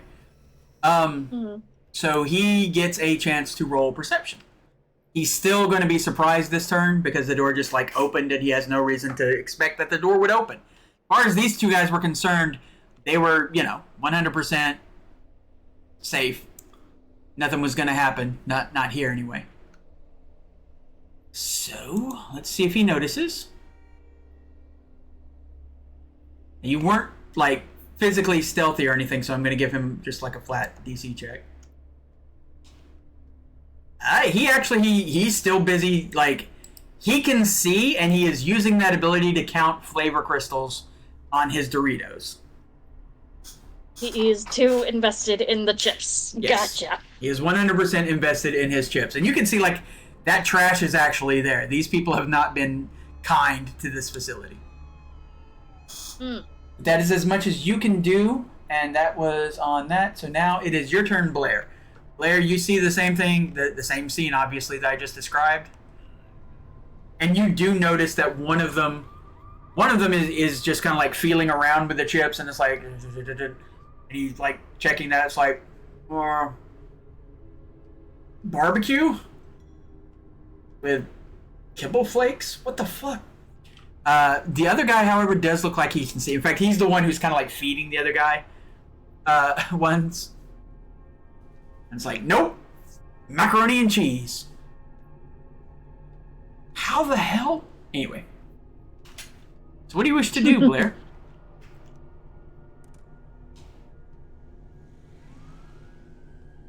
You were saying anything, Blair? I can't hear you.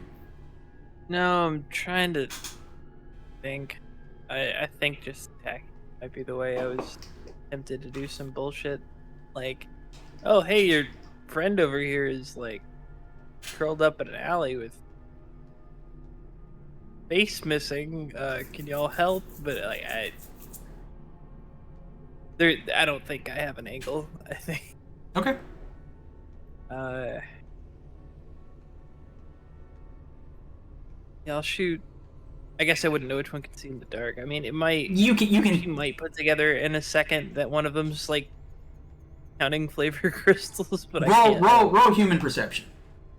All right. You get a good human perception. It doesn't even have to be that good. If you get a 10 on human perception, you can tell. Because one of them is definitely more comfortable than the other. Hey, I got a 10. All right. All right. Then. Yeah, you know which one. Eeny, meeny, miny, that one. Yes, this guy. Okay.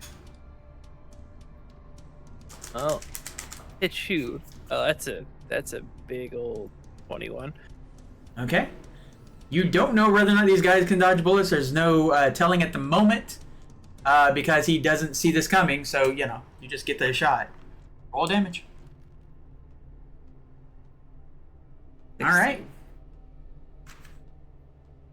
And you see that he does have pretty good armor, so probably he can't dodge bullets. Kind of what you're sort of picking up. The ones who invested heavily on internal armor, cybernetic-wise, are incapable of dodging bullets. Let's see. You guys are down below. You did 17, you said? Yep. Okay. You definitely hit him, and he definitely takes some damage. It's not, at this point, significant, but it is enough to sort of like knock him back, and the other guy is like, what the fuck's going on? My flavor crystals. Yeah, my flavor crystals! Oh my god, and yes, and then you walk back. So, yeah, he gets shot, and then he turns around, and he looks at you, Satine. No.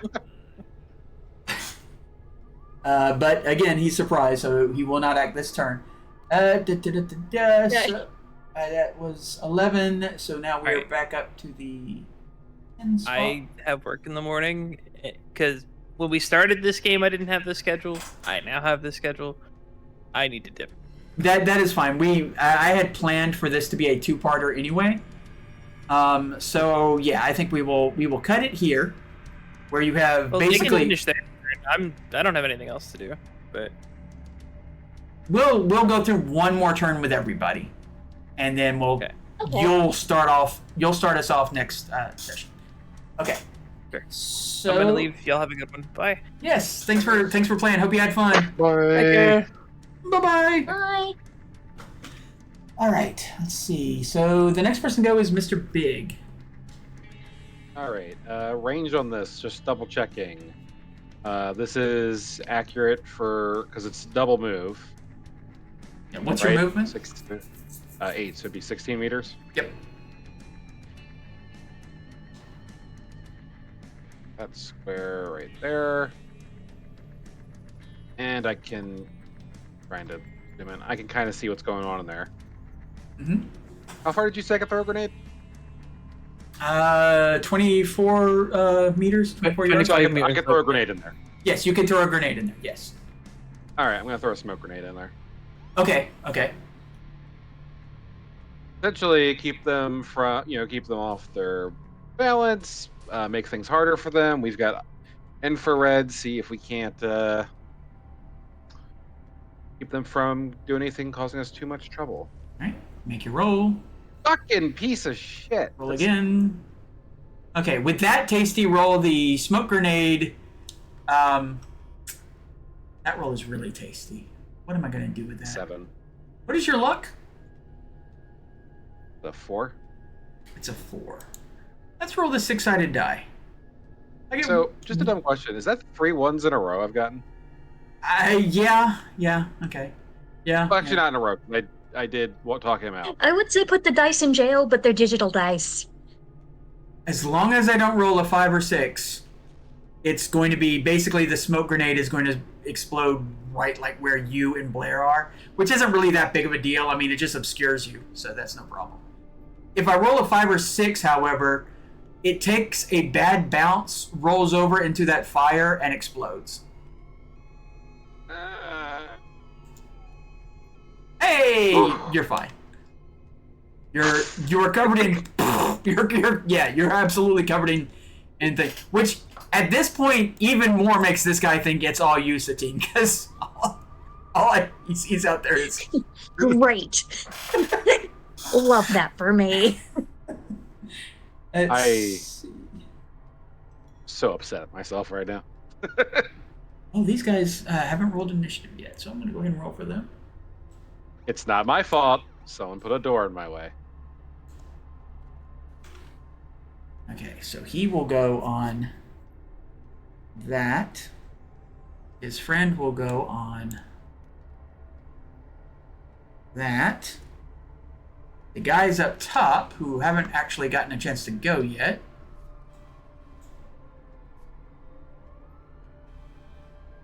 and now they finally get to react to you people who have just absolutely been punking on them this whole time.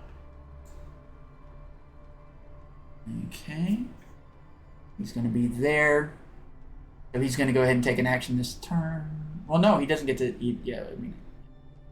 next turn now he is in the order. And... the other guy. Okay. So, we go to... 10s, and the 10 spot... I wish I didn't do it like this. The 10 spot is Hazel again. I didn't get my turn. Oh, I'm Yeah. sorry. What is your initiative? 18. Yeah, you. I no, should be you. at the top. Yeah, you start things off. You didn't get a turn, so go ahead and go. Okay. It's hammer time again. Yeah. Not going for the aim shot this time since I'm assuming he can react now. So just a standard body shot with a 22.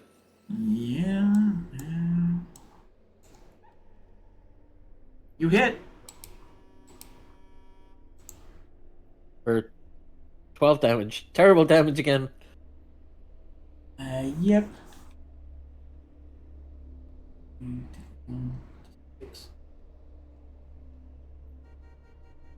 You have luck to damage rolls. Nope. Moose stole all of our good damage rolls with that first shot. Okay. Yeah, you've heard him. He seems to have less armor than the other guy. This guy seems to be one of the ones who could dodge bullets, and if only he was fighting somebody who was shooting him. He's not. He was fighting someone who was hitting him with a hammer. He did not pick the right outfit. Okay, yeah, we're just gonna go to... Alright, we're gonna go ahead and give Hazel a turn, and then we're gonna start with Scalpel again. So, go ahead. Hazel, do one thing, or do whatever it is you're gonna do, and then we'll be Scalpel's turn. And then everybody else that is here is gonna end up being on their initiative, so...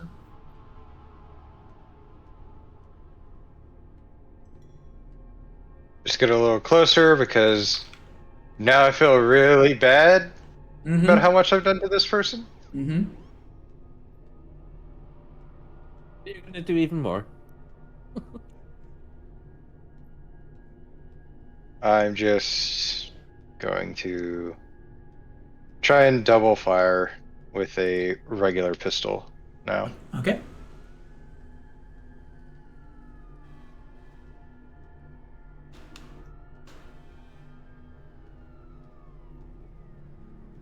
You hit again. He can't see anything at the moment. Yeah. He is blind and deaf, and that biotoxin is in just the worst possible place for him. However, this guy is actually no. Yeah, these guys can dodge. So this guy only has that much. How much damage do you do? How much was that? Let's see. I believe that's 10. Okay, so give him 3 points of damage. You get another shot. If only you had called a headshot. It wouldn't have mattered anyway because that was the second one. Yeah, it's true. It's true. Very true. Roll damage.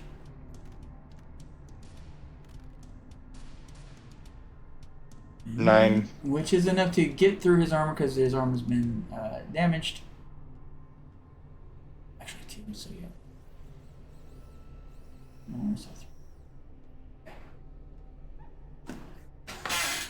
Alright, now it is, again, Scalpel, because I missed you. I missed you, Scalpel. Hopefully can do some bit better damage this time. So, swing.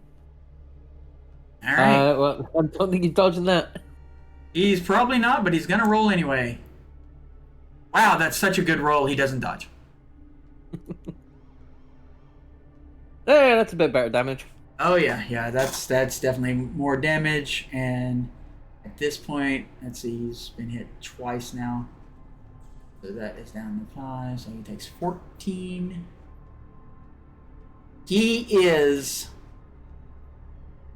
not dead, but seriously wounded. In your medical opinion, if you sneeze on him, he will probably go down. Just from the residual. You're not even sure you could speed heal him because you think the needle might puncture him and kill him. Pop like a balloon. Okay, so that was the top. Let's see who's next. We got a 16 now. And that 16 is this guy who realizes that they are under attack by whatever the hell this skinny white boy is in front of him. And he's going to shoot at you. Of course he is.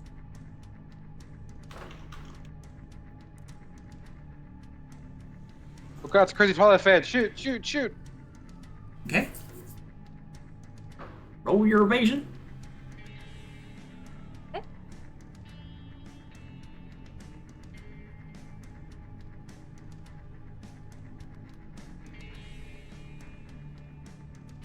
Okay, and my evasion was 14, I think. Let me just double check that.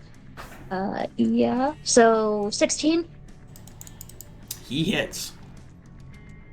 Of course he does. You notice that when he did that, he's got some sort of like hookup with his gun. Ooh. And it's got a smart gun. Alright, let's see, that's 13. Your armor was already down to 10. So, I mean, you only take 3 points of damage. Wait, your armor was not. How much damage have you taken so far? 1 point. Okay, so yeah. So now you've taken 4 points of 1 point damage. and armor down. And your armor's down to. Your armor is down to 8. As the bullet shreds into your armor. Armor piercing. Yeah. You know, these guys look a little more serious than the guys who were outside. It's almost like they left the a crew of mooks outside and stronger people inside. Yeah, that would make sense. That would make logical sense. Yeah, it would. I wonder who did that. It was me. Okay. Mm-hmm. Who could possibly? Mm-hmm. Who could have possibly guessed? Alright, this guy who is just in the worst possible way, is going to... Let's see, what does he need to do for that? Get on his knees and beg for mercy?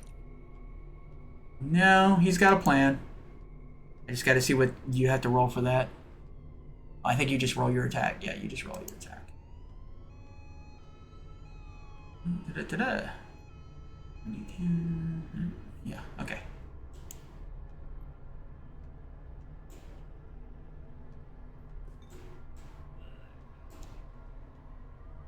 He cranks the gun that he's got and shooting blind starts spraying bullets in your general direction, Hazel. You need to roll concentration. Okay. Suppressive fire is what's happening.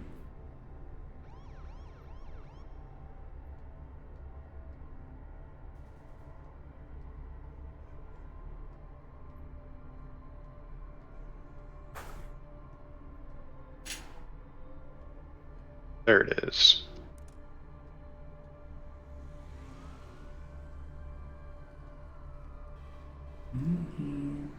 Huh?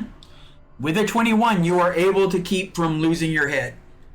And you are not, like, literally at this moment running for cover. Because there's a part of you that's like, you can tell, it's like, yeah, that's a lot of bullets, but he's totally blind, and also he has no idea that he's shooting at a squirrel, so he's shooting a good foot above your head.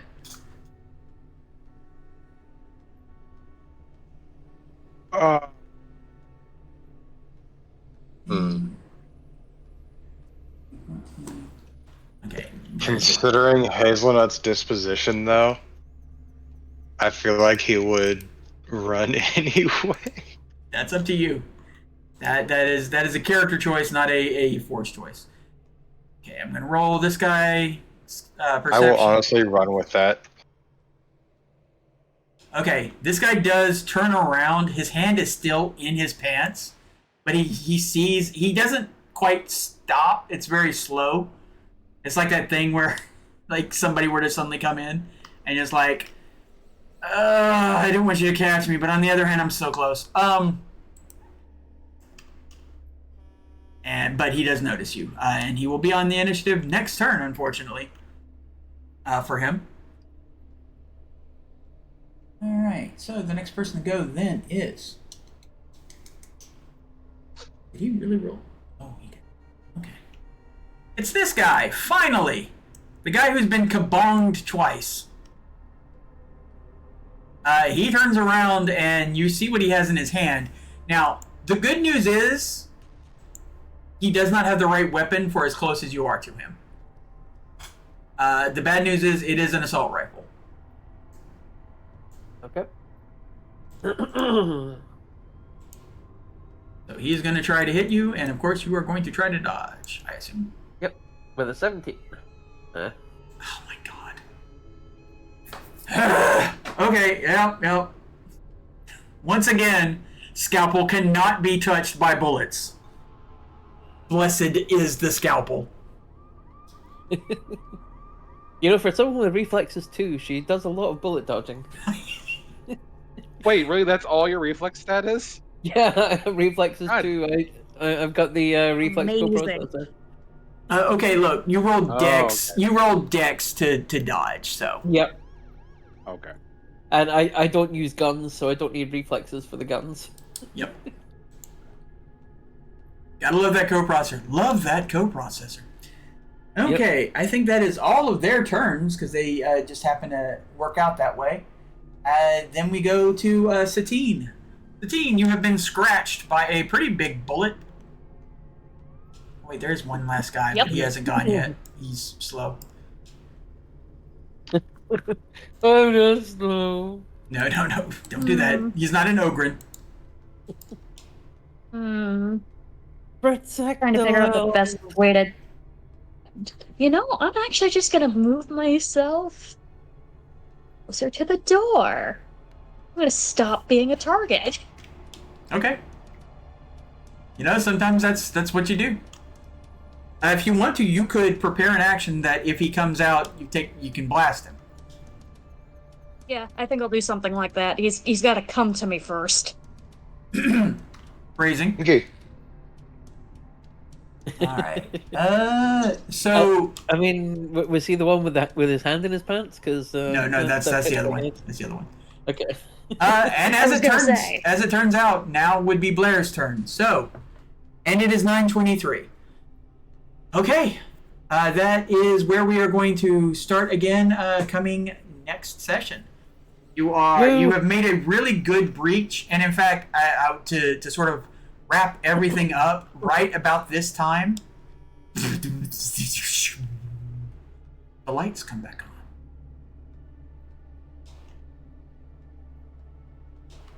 Dun dun dun. Yay. Of course, you're all obscured in fog, so it's not you. You guys are fine. There's a foggy day in the alley. They're damn fast with that generator. All right. Let's see. Is anyone going to keep on playing? Anyone I need to raid into? Metal Legends? No. I mean, GGG is on. I was raiding to her. Goth Gamer. Goblin. Oh, yeah. I raided in Goth Gamer Goblin last time, though, and we have a couple other of our crew here. Both Amai and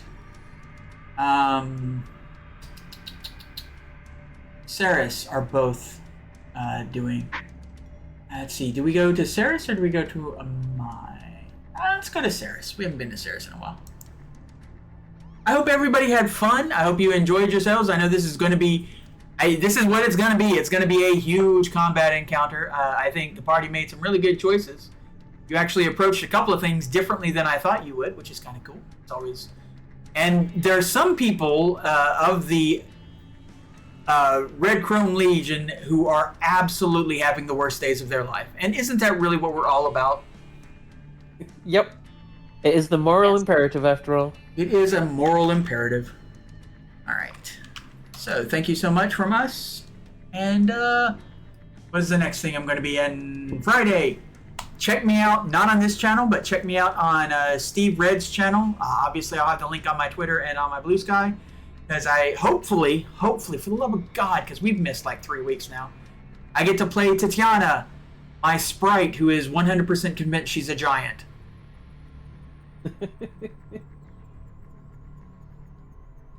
And that's a Pathfinder 2 game. Alright, let's see. Raid. Saris. And if you gotta go, if you gotta get something to drink, gotta get something to eat, gotta get some sleep, whatever. Understandable.